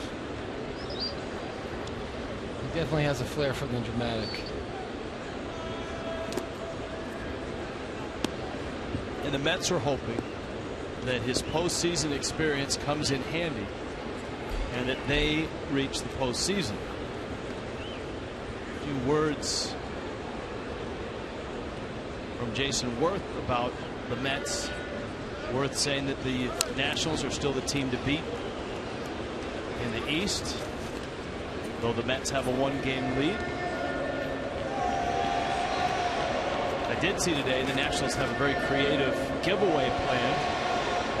The Jason Worth Chia Pet head.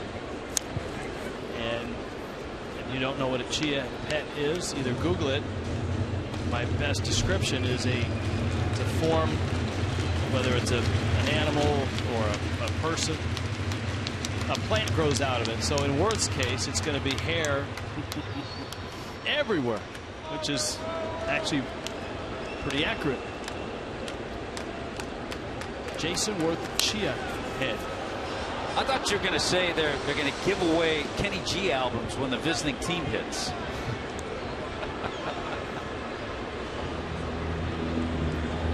Don't get me started. Talking about Juan Uribe, we're headed on to Atlanta. Actually, Uribe played 46 games for the Braves this year. Swing and a miss. Uribe strikes out. Narveson finishes the 7th.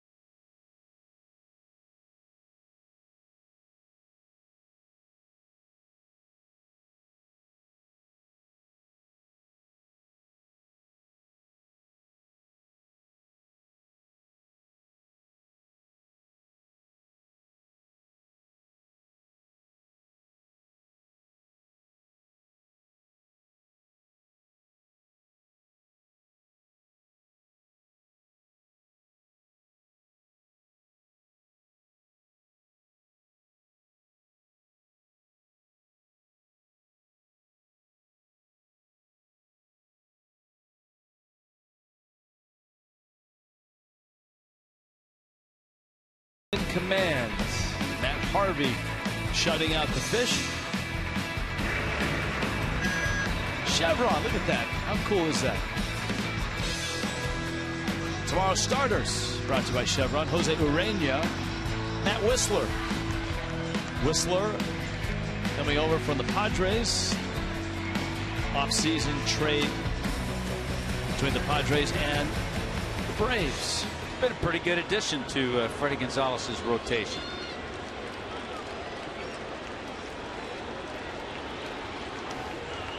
Matt Harvey has been in cruise control ever since the Mets took that 7-0 lead. He's been chewing up hitters. He struck out a pair back in the 6th. 5 strikeouts, 2 hits. Duda, Harvey is over and gets the out.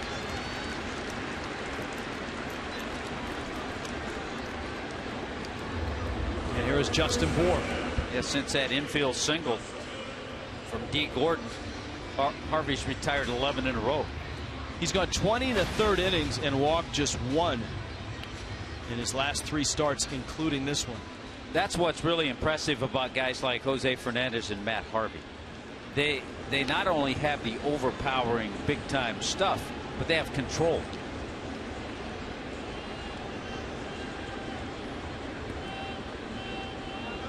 The Mets pitching, talking about control, the Mets pitching has walked just 1 in this series. That was a Jonathan Neese walk. Walked Echeverria and he scored. That kind of goes back to Craig's number crunching and talking about the Marlins struggles to score runs, and yet the Mets not much more dynamically driven offensively. And the fact that the Marlins are not a team that walks a lot, and that on base percentage has been in the bottom 3rd in the National League all season long. Bour takes a strike. I mean, now, and this game isn't complete yet, but it's 7-0. In this series, the Mets have outscored the Marlins 24-2.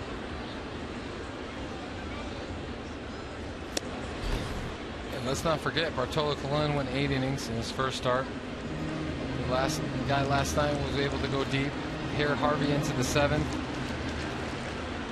Jonathan Neese last night, 7 innings. On top of that, guys, the Mets had 7 extra base hits in the first game, 2 in the second, 4 tonight, and the Marlins have had a total of 3. That's 13-3 in the extra base hit categories. Murphy's doubled tonight. Duda's doubled. Uribe, the 3-run homer. Tejada's doubled.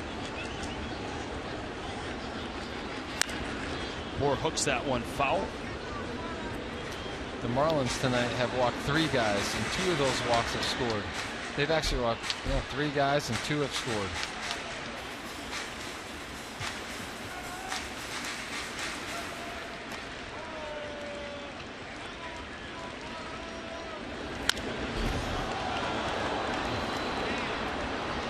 To center.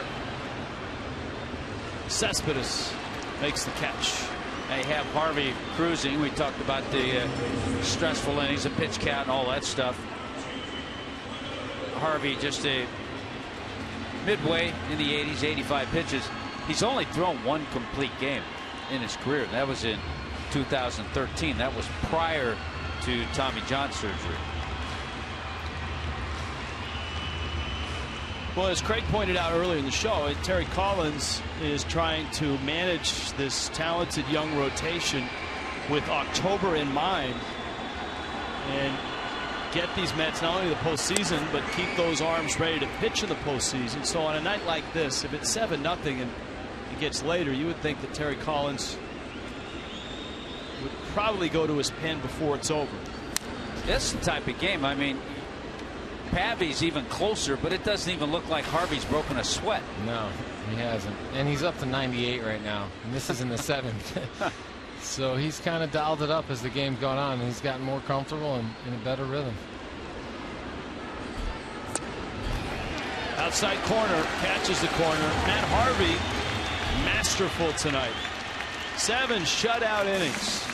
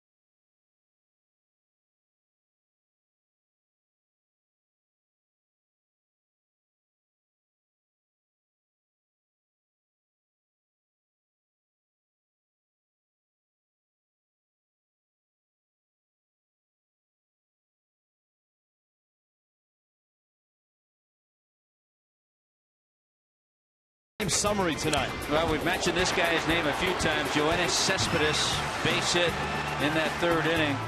Kick things off. Lucas Duda has been on fire lately. He crushes one into the left center field gap, a 2-run double.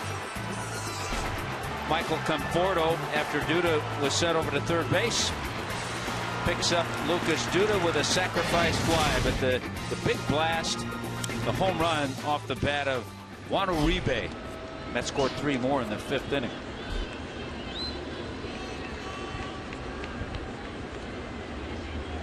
So Matt Harvey's gone 7 shutout innings. Chris Narveson has come in and pitched well for Miami. David Phelps 4 1/3, 7 runs, 8 hits. Narveson now 3 innings of work, a hit, and has not given up a run. That's bullpen. Bobby Parnell is up.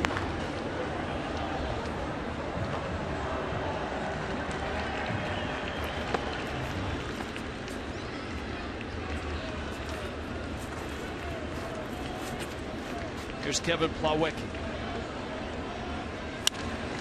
Plawecki, a high fly ball to left. Dietrich makes a catch. Narveson's kind of shifted into that veteran mode too, Pappy, hadn't he? He's certainly the Mets are swinging freely.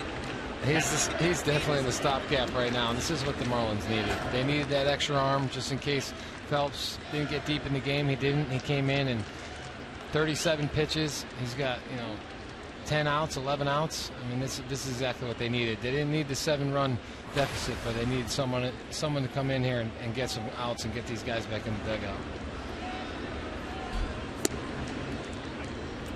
Strike to Ruben Tejada, who has doubled, singled, and flied out. So the Mets are winning here, 7-0. The Nationals have a 2-1 lead still in the top 6. Check that. Arizona just pushed across 2 runs. It's 3-2. Arizona on top of the Nationals. So life is good for the Mets all of a sudden, as the Diamondbacks in the 6th just scored twice. They've got a runner at 3rd and nobody out.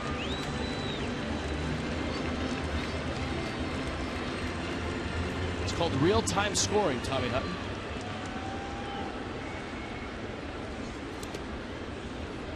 Jared Saltalamacchia with a soft line drive base hit to knock home a run.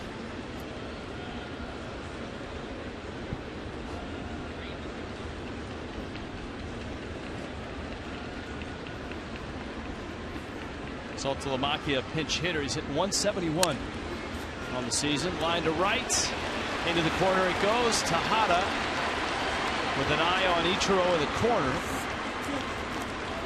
Somehow the Marlins haven't figured out how to retire Ruben Tejada. He's just too comfortable up there right now, Tommy. They haven't thrown anything in. And the pitches they have made haven't been executed well. Don't you think as well Tejada got a good look at the exploits of Wilmer Flores and may have said to himself, you know what, I need to get it in gear. Well, we know what the decision is now for Terry Collins. Eric Campbell is up. Now I'm sure there are fans, not only Met fans, but other casual baseball fans who are watching that say, let Harvey go for the complete game. But for Terry Collins, and you want him in October, and you don't want to shut him down, or as Craig aptly put, pull a Strasburgian, then that's what you've got to do. You've got to limit innings, and you've got to space out starts. It's a tough thing to do because, you know, like Tommy pointed out, it doesn't look like he broke a sweat. Well, you want guys to get tired. Sometimes he goes into his next start and he's not as tired as he should be because he didn't get that. Sometimes that could backfire. Campbell swings and misses and strikes out. Mets are done in the 8th. 7-0 New York.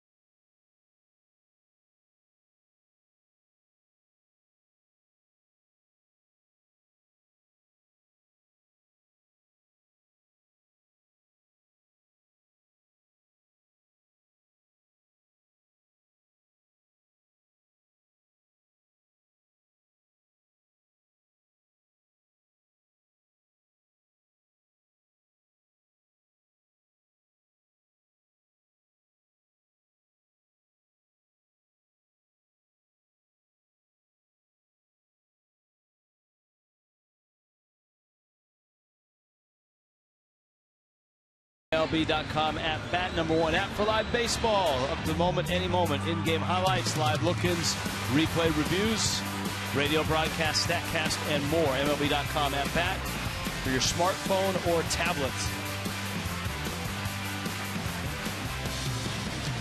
Let's check in with Craig Minervini. Craig? All right, I was talking to a couple of the Japanese reporters, and they were saying, hey, Ichiro's going after Ty Cobb. And indeed, we looked up the numbers. If you look at all-time professional major league hits, he's pulling close. He's inside 10, in fact, 9 hits away from Ty Cobb's 4192. Now that, of course, includes his 2,904 major league hits and his 1,278 Japanese pro league hits. Of course, Pete Rose at 4256. Now, Pete Rose said, hey, if you want to look at those kind of numbers, add my 400-plus hits in the minors. Pete had the exact number. I think it was 427. Although Rose said, hey, don't take anything away from Ichiro. He's a Hall of Famer. I'd put him in without even waiting with his Gold Glove and great hitting ability. But that is a little controversial in that you got to add the hits together for the 2 pro leagues. Rich? Thank you, Craig.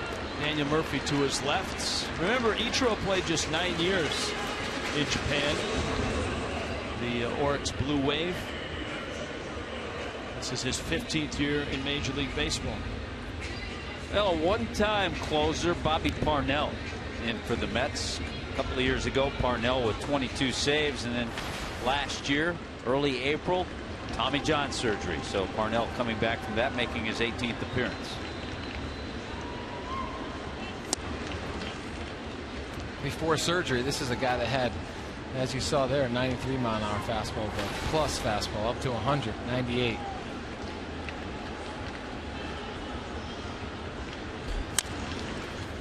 Echeverria, Uribe. You get him? Safe. That's a tough call. Anything in the dirt for a first base umpire on a bang-bang play takes away the natural cadence of an umpire. Good effort by Uribe. A good job by Duda to stretch out and then make the pick. Derek Collins is going to challenge it. Wow. That's one of those plays. It's do or die. If you don't pick it clean, which Uribe did, and make a great throw, you can forget about it. But wow, it's going to be close. Looks like he beat it. I think he beat it. Yeah, it's back of the glove. Remember, man, that's close. All of a sudden, it's closer than I thought. Which means it'll be tough to overturn, correct? That's the way it's gone.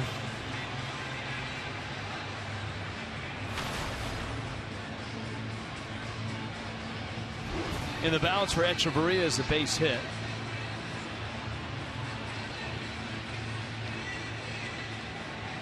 Uribe and everybody else watching the replays that you've seen.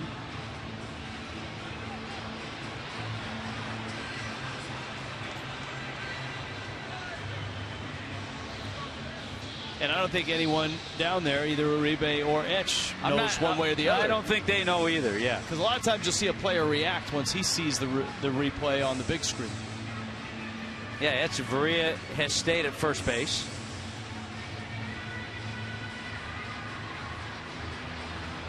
Frame by frame, it's back of the glove for the ball to be secured.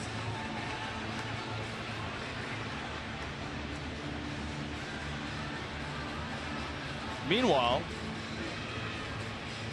up in D.C., Arizona has scored again, and the Diamondbacks have a 4-2 lead over the Washington Nationals, top 6. So Met fans paying particular attention to that. The Mets finish this one off, and Arizona were to win, it would be a 2-game lead in the East.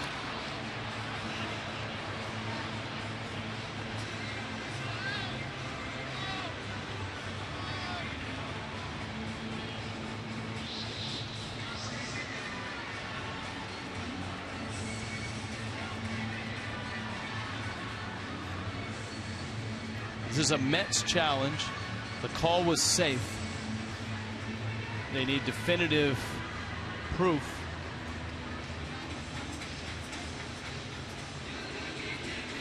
It's safe.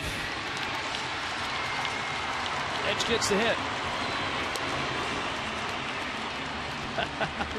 I like he saved his little celebration there until after the challenge is up, right? I mean, you don't want to do that until the challenge is up. Look to the heavens and go through that routine. That's right. You don't want to pop the chain. No. Until a challenge goes your way. All right.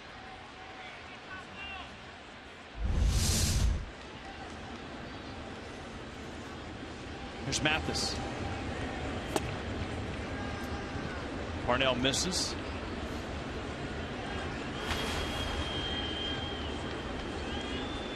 Casey McGee is on deck. A.J. Ramos throwing in Miami's pen.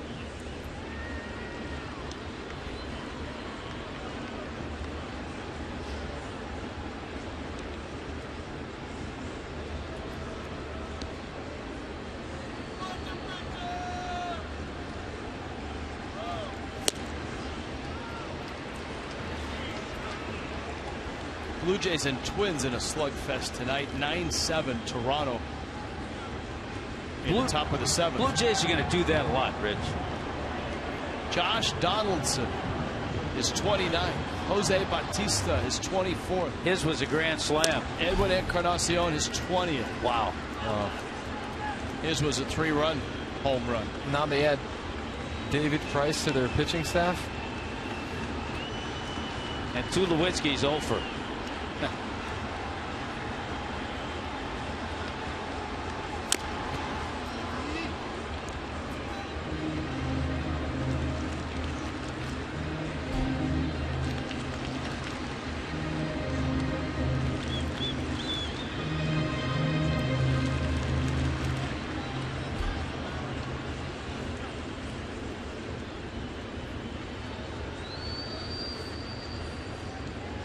Giants have 3 hits from Buster Posey tonight in the 6-1 lead in Atlanta. Dan Worthen, pitching coach for the Metropolitans, paying close attention to Bobby Parnell after 7 shutout innings by Matt Harvey.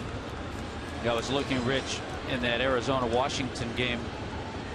Paul Goldschmidt with a 3-hit game as well.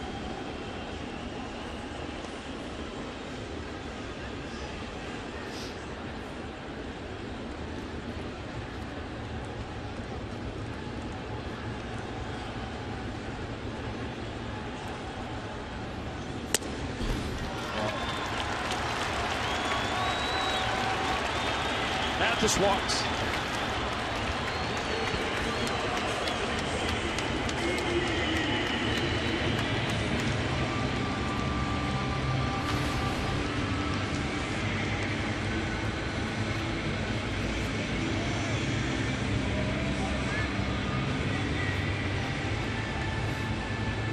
McGee now, and this is Narvison's spot in the order.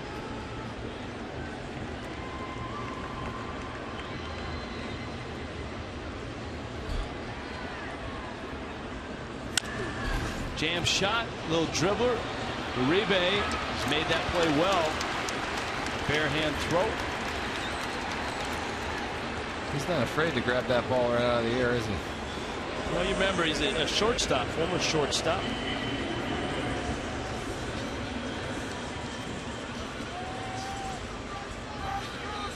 Now Gordon, who is 1 for 3.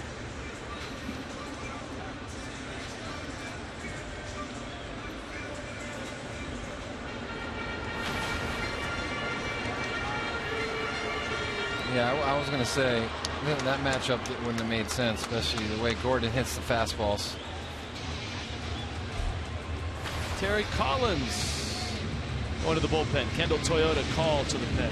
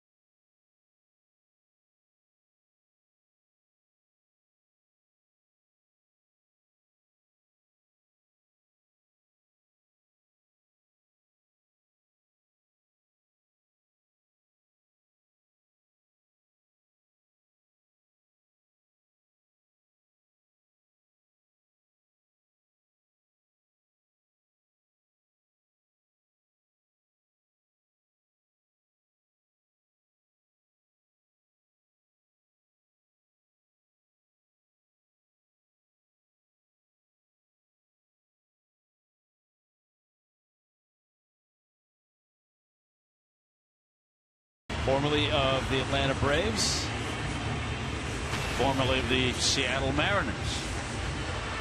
Acquired with cash consideration from the Oakland Athletics for a player to be named later. And you mentioned earlier, you see his career ERA, very good. In his career, left-handers hitting 201. This year, 186. So he's always been that guy out of the bullpen. We saw him when he was with Atlanta. He was that lefty out of the bullpen. It was a tough matchup for a left-handed hitter. Echeverry at third, Mathis at second, D. Gordon up.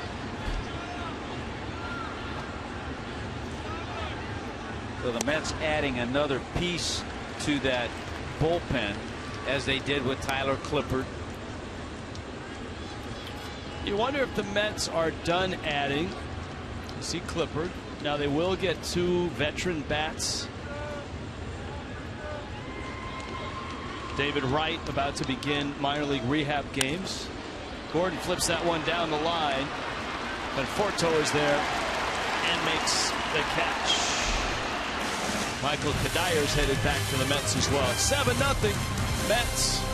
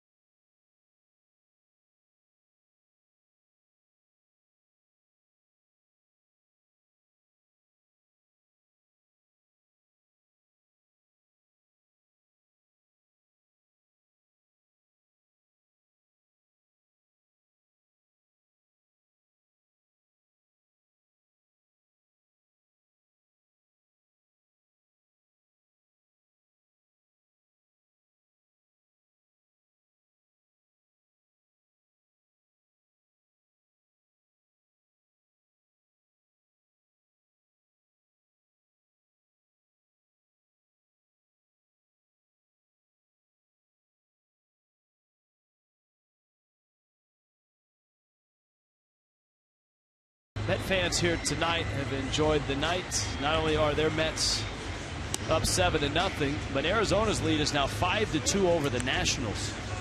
So the very real possibility that the Mets lead is stretched to 2 games in the East, but a long way to go. Almost 2 months left in this Major League season. A.J. Ramos had an interesting second half. Yeah, it's been one he'd like to put in the back of his mind. And the bottom line with A.J., it's command. He hasn't had that as he did the first half of the season. And you can just tell the walks are up. ERA skyrocketing. He's given up some big home runs. So this is a good opportunity for A.J. to go out, kind of iron things out, and try to have a good inning here. Carl Pavano, what have you seen from A.J. Ramos first half as opposed to second half? You know, I point at the Granderson to right.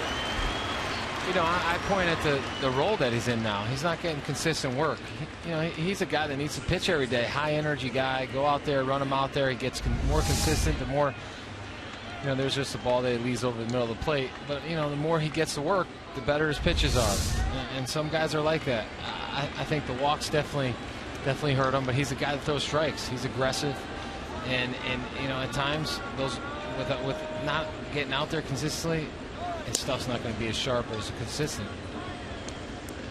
But to counter that, I'm sure there are people at home saying, okay, if you're a relief pitcher, you're never going to have consistent outings, so you need to figure it out. Yeah. Am I wrong? No, there's no doubt about it. And he's figuring it out on the biggest stage right now, that he's getting an opportunity to show that this is what he wants to do. he's going to have to go out and have success. But some guys that interruption, or not. I know he's not, as a reliever, you're not getting consistent work, but sometimes out of the pen, they're going to throw that guy out there to get him work. The closer, not all the time, unless it's a closer situation. That's right, and I think in the case of AJ, because this is his first opportunity at this level to be in that closer role ever since he took over for Steve Cishek. Yep. Which, to me, makes what Jonathan Papelbon was able to do in Philly these last 2 years even more impressive. And that is close games, do it well for a team that he wasn't getting consistent work with, because the Phillies certainly weren't in a lot of save situations with their record the last season and a half. Yeah, and I think what you see as your career goes on, and you're talking about A.J. Ramos with 2 or 3 years in the big leagues, Jonathan Papelbon with 2 World Series, it's experience to know that it doesn't matter what the score is. You go out there and you execute pitches, and you learn to keep your intensity up through the best times and through the worst times. You can't be, because things are going good, you're going good, and things are going bad. You have to learn, stay even keel, and every time you take that mound, you're out there to execute pitches. It doesn't matter what the score is, you go out there and execute.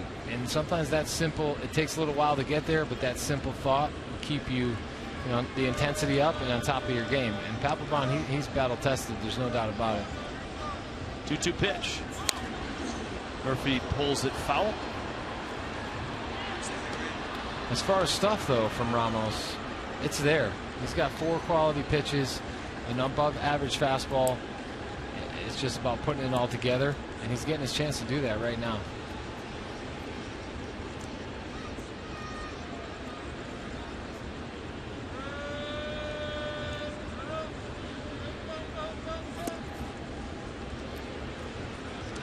Full count, 3-2.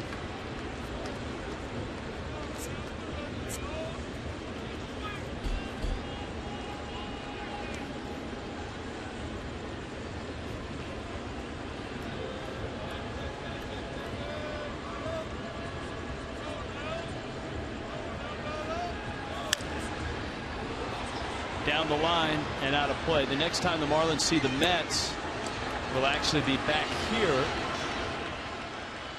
in early September. A weekend series, the 4th through the 6th, and then in New York, the 14th through the 16th.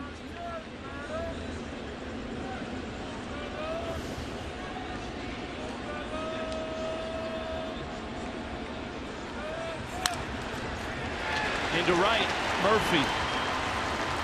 His 3rd hit of the night. He's 3 for 4. And Ramos has been greeted with 2 sharp hits to open up this ninth. You have to command the baseball better than this to get outs in this league. He's playing with a little middle of the plate just a little too much. Checkers presents Marlins Live postgame. Craig, Jeff, Carl. Hey, Niner, how are you? Not plugged in yet. Always got to get plugged in. Wow. Adam, cell phone at the ready. Cespedes takes a strike. Rich, how about this number? The Mets in this series, 39 hits. It's the most they've ever had in a 3-game series all time against the Marlins.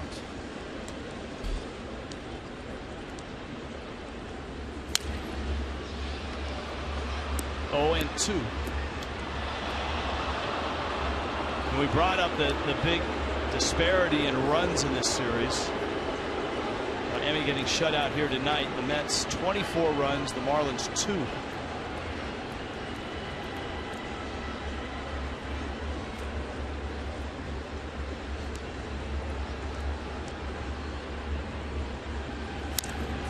Into the bat. Ramos got one there. Cespedes getting down the line quickly. First out of this 9th inning. Well, he did get down the line quickly. Yeah, Marlins had a shot to turn 2 here. I don't know if Dee just didn't have a good handle on the ball, why he didn't throw it, but I don't know. It didn't look like he was that close, but he must have hit another gear. Lucas Duda now. He's walked twice. 2-run double.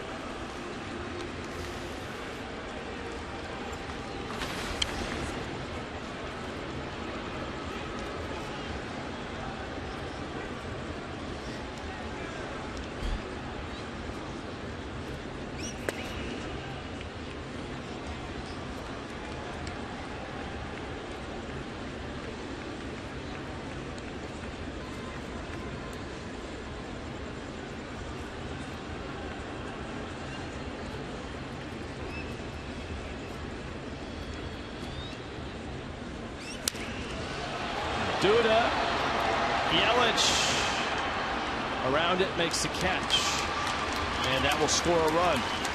Granderson comes across, 8-0 Mets. And a big series for the Mets continues.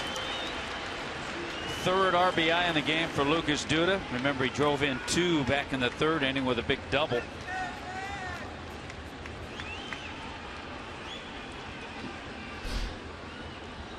Granderson's had a really nice series. 6 hits, scored 4 runs. Cespedes 6 hits, driven in 5.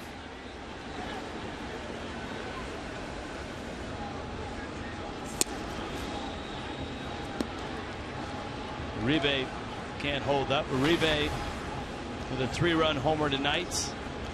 Michael Conforto's driven in 4 in the series.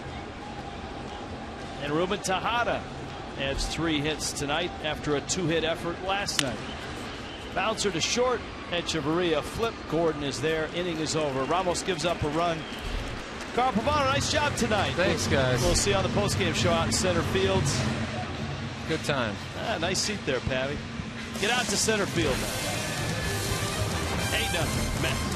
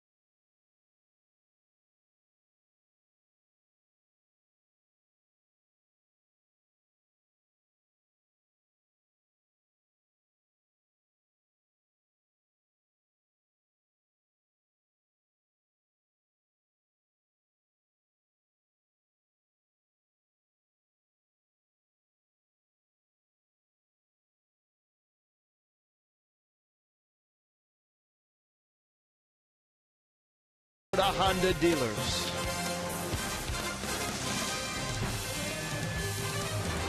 Bottom 9, the Mets on the verge of sweeping a 3-game series and ending what has been a rugged homestand for Miami.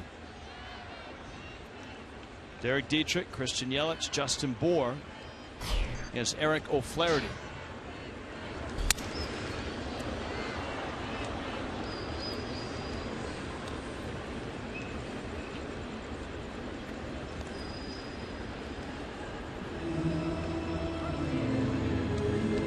New bat for Dietrich. Cost that fan a beer.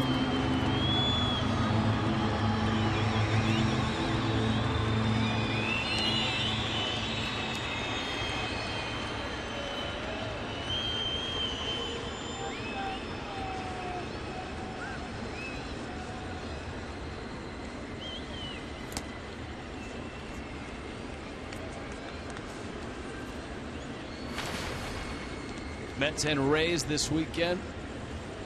Marlins and Braves start tomorrow night. And that goes through the weekend.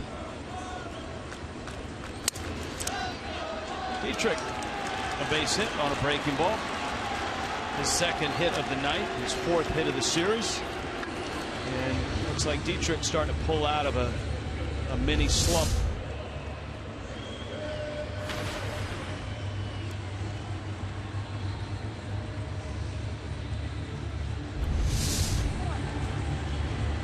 Now here's Yelich. Mets are hopeful that O'Flaherty can finish. Though there is action in the Mets bullpen right now. A couple of right-handers loosening up.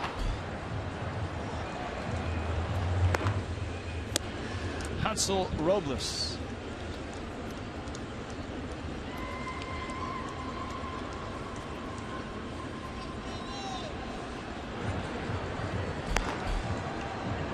Carlos Torres.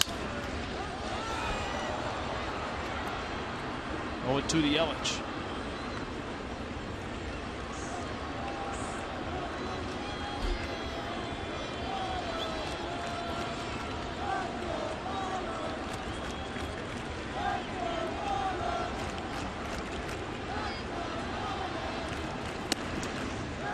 Braves have been trailing the Giants all night, and that game now in the ninth, 6-1 San Francisco.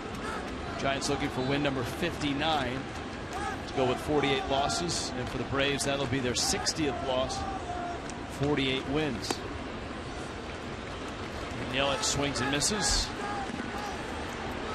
You have a guy in Eric O'Flaherty.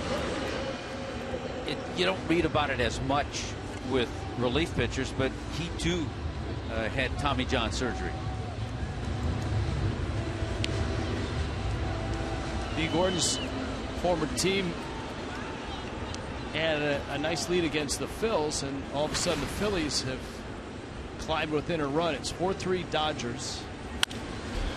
Justin Bour smacks that one in the gap, and it's going to roll to the wall. Dietrich headed for third, and Lenny Harris will send them home. Miami has their first run.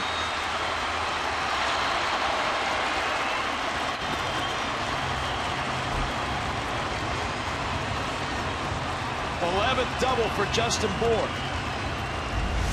And I think good for Justin Bour to do it off a tough lefty. Gets a pitch up and attacks it. Hits some balls pretty well. Remember that line drive out that Bour hit in the first inning? Line drive to right field.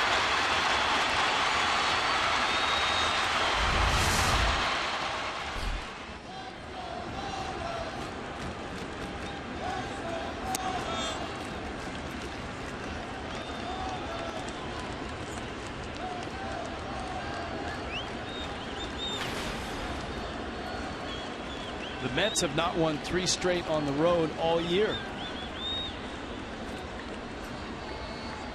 Prado. Up the middle.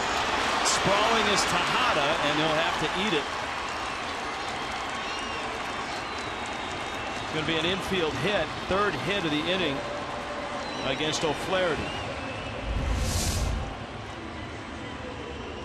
Well, he gets there, but as he flips over, ball comes out of the glove, and Martin Prado gets himself an infield hit.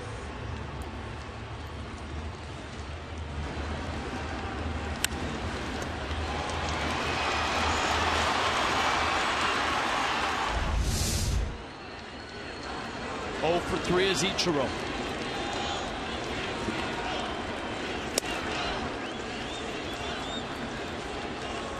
The likelihood of both the Mets and the Nationals making the postseason.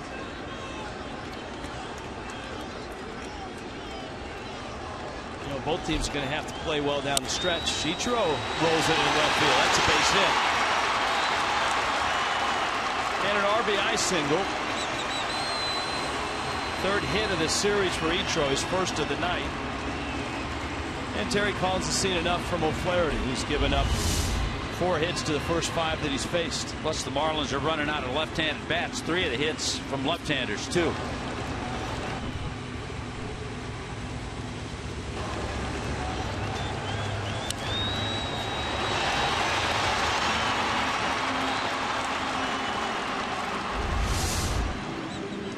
Mets go to the bullpen. Kendall Toyota called to the pen.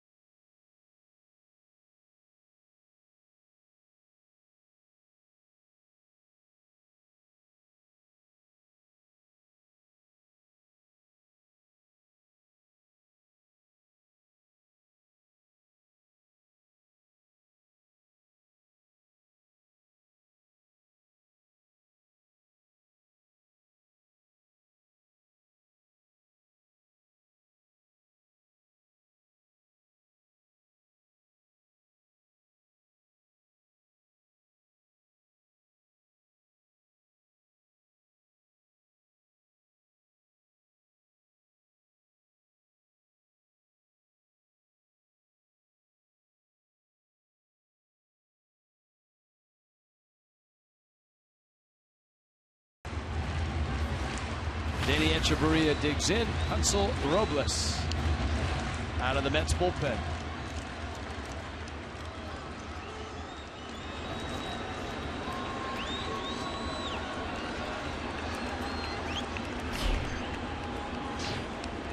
Prado at second, Ichiro at first.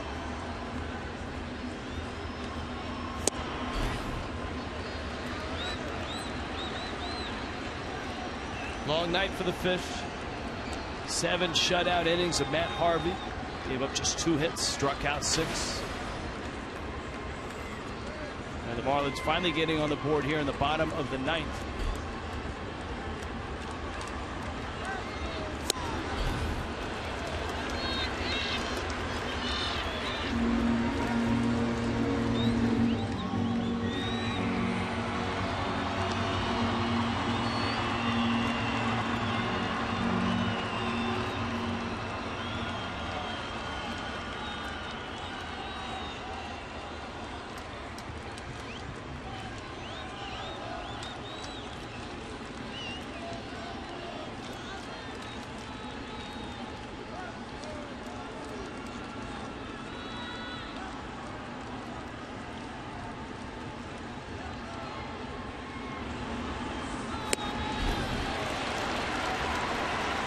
Got him with a fastball. Echeverria down. 2 outs here in the 9th.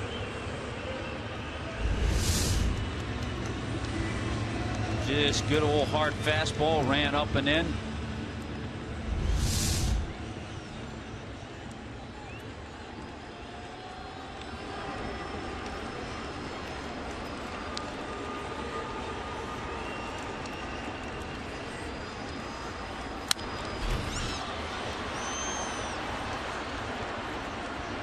Mathis pops it out of play.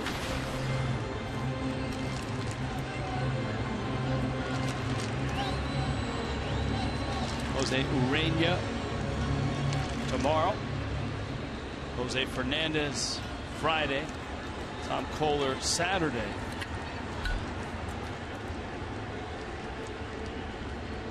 Julio Teheran will be Jose's opponent. That'd be a good matchup.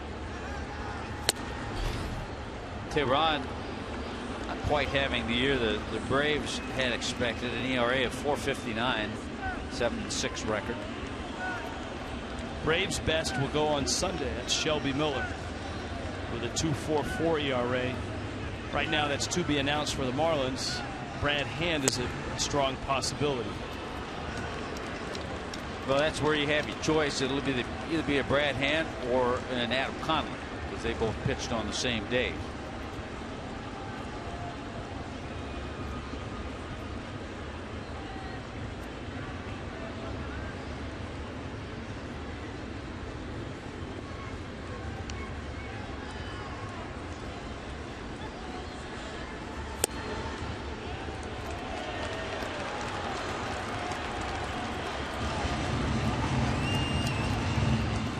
3-1 to Mathis. Miguel Rojas is standing on deck.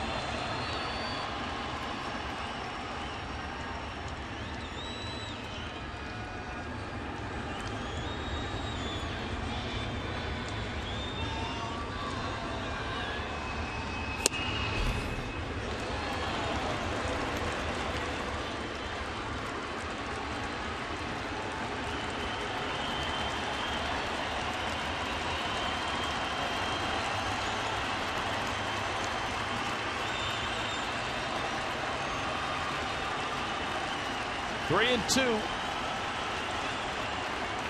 That's a strike away from a 3-game sweep.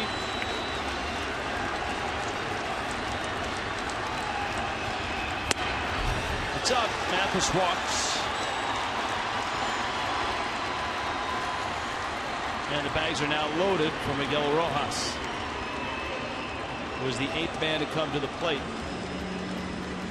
Of course, the Marlins started the inning down by 8.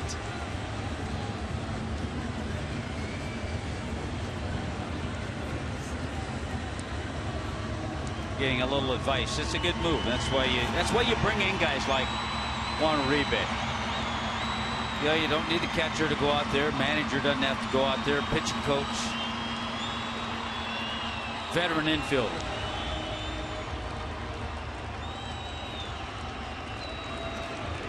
Uribe's getting an earful from Prado right now at third base.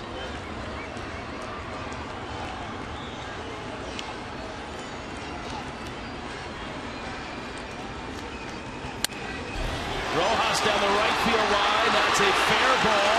Into the corner it goes. Prado scores. Ichiro scores. Mathis will score.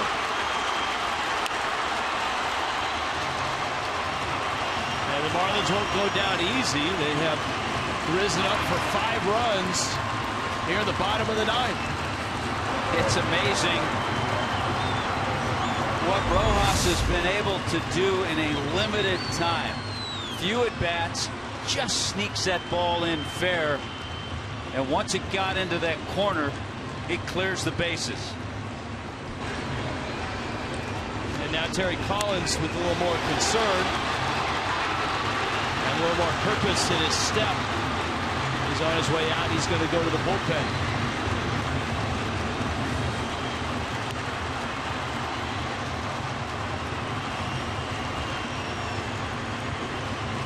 Rojas clears the bases with the double. Kendall Toyota called to the bullpen. Mets closer coming on.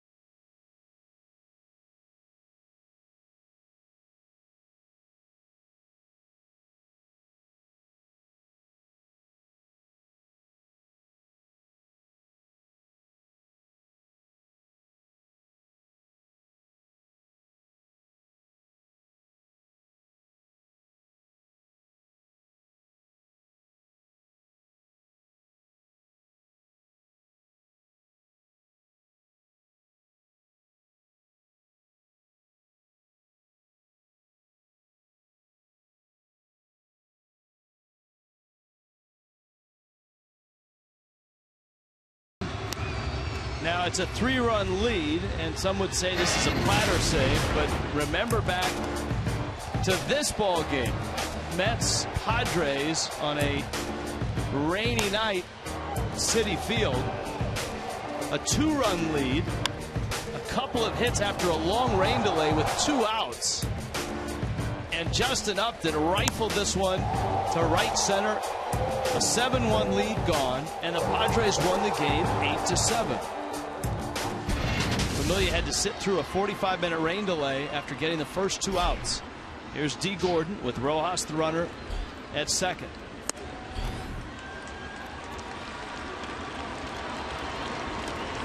And Familia misses. It's 1-0. Familia came in last night, gave up a single to Dietrich, hit Real Muto.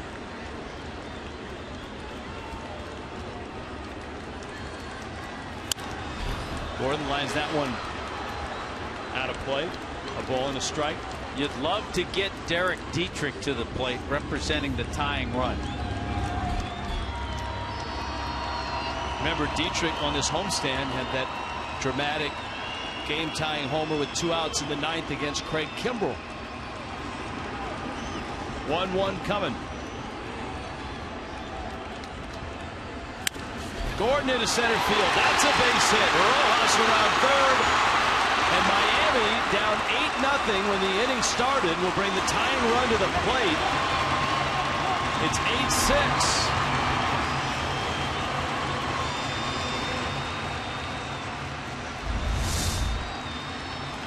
The last thing Terry Collins was thinking about was having to bring in his closer.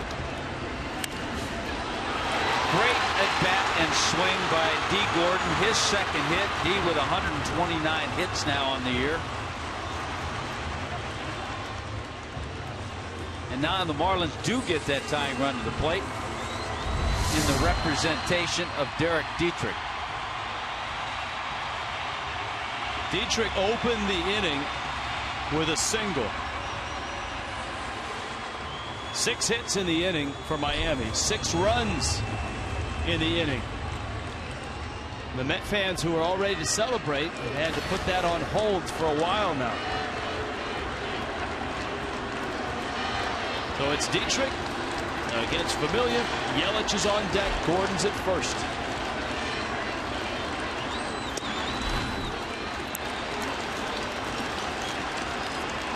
One and 0.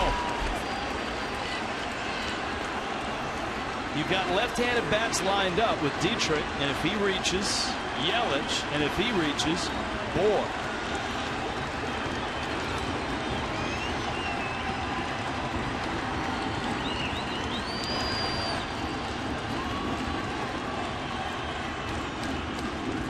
Gordon is running. Pitches a strike. No stolen base. Counts 1-1.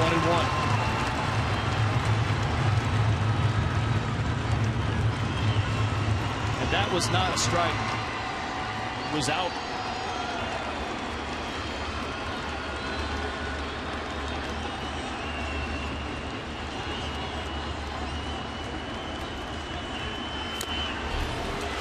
Familia gets strike 2. Yeah, and it's amazing. It's a little thing, but it's not a little thing when you're up there trying to battle away. Instead of a 1-1 pitch, all of a sudden you could be looking at a 2-0 pitch, and you probably are going to get something a little different. 6 runs in the inning. The Miami down to their last strike again.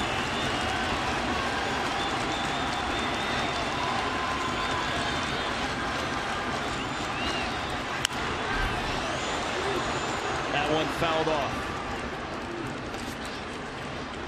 Dietrich knows what this is about. Padres were just in here. Craig Kimbrell was on the mound, trying to lock down the win, and Dietrich pulled a fastball up and in from Kimbrell and hit it in the upper deck in right field to send the game to extra innings. He's the tying run here with 2 outs in the 9th, and a 1-2 coming from Familia. 2-2.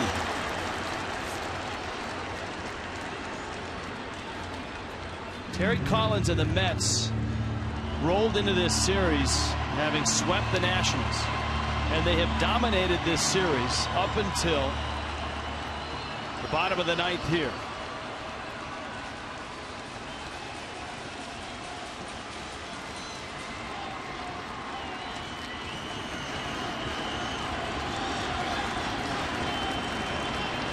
Now the 2-2 in the dirt, and it's 3-2.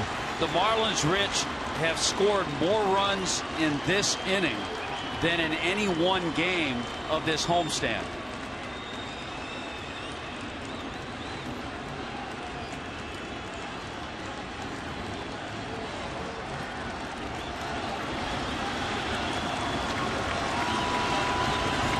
Familia ready. 3-2 to Dietrich. Dietrich, a ground ball off the glove of Murphy, safe at first.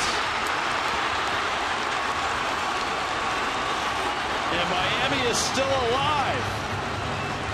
Second hit of the inning for Derek Dietrich.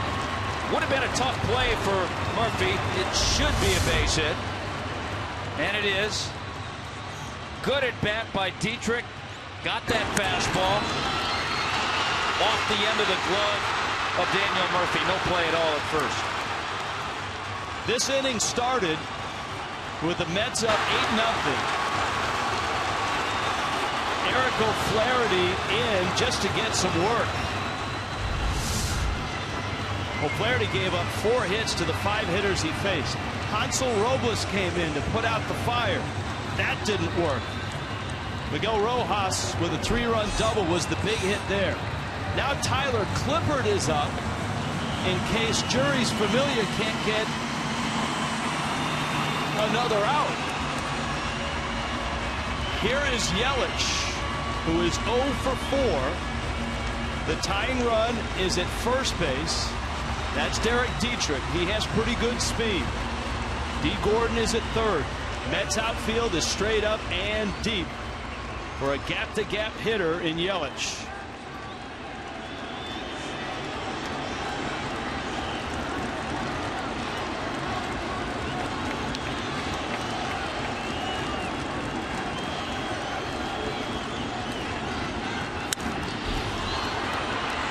And Familia is ahead of Yelich. 0-1. And that's what Yelich has to think here. Gap. He has to think left center, right center, gap.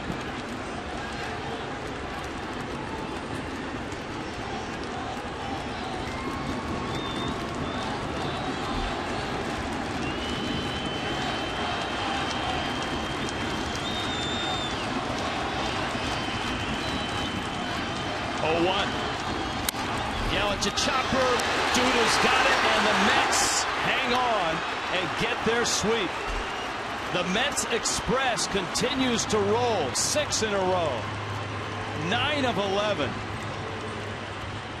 And if Arizona holds on to that lead, it'll be a 2-game lead in the East for the Metropolitans. Miami scores 6 times in the ninth, but it's not enough. Juris Familia hangs on, and the Mets win it 8-6.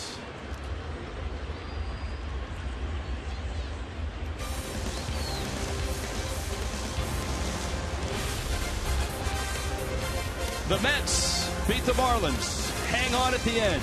Craig, Carl, and Niner coming up.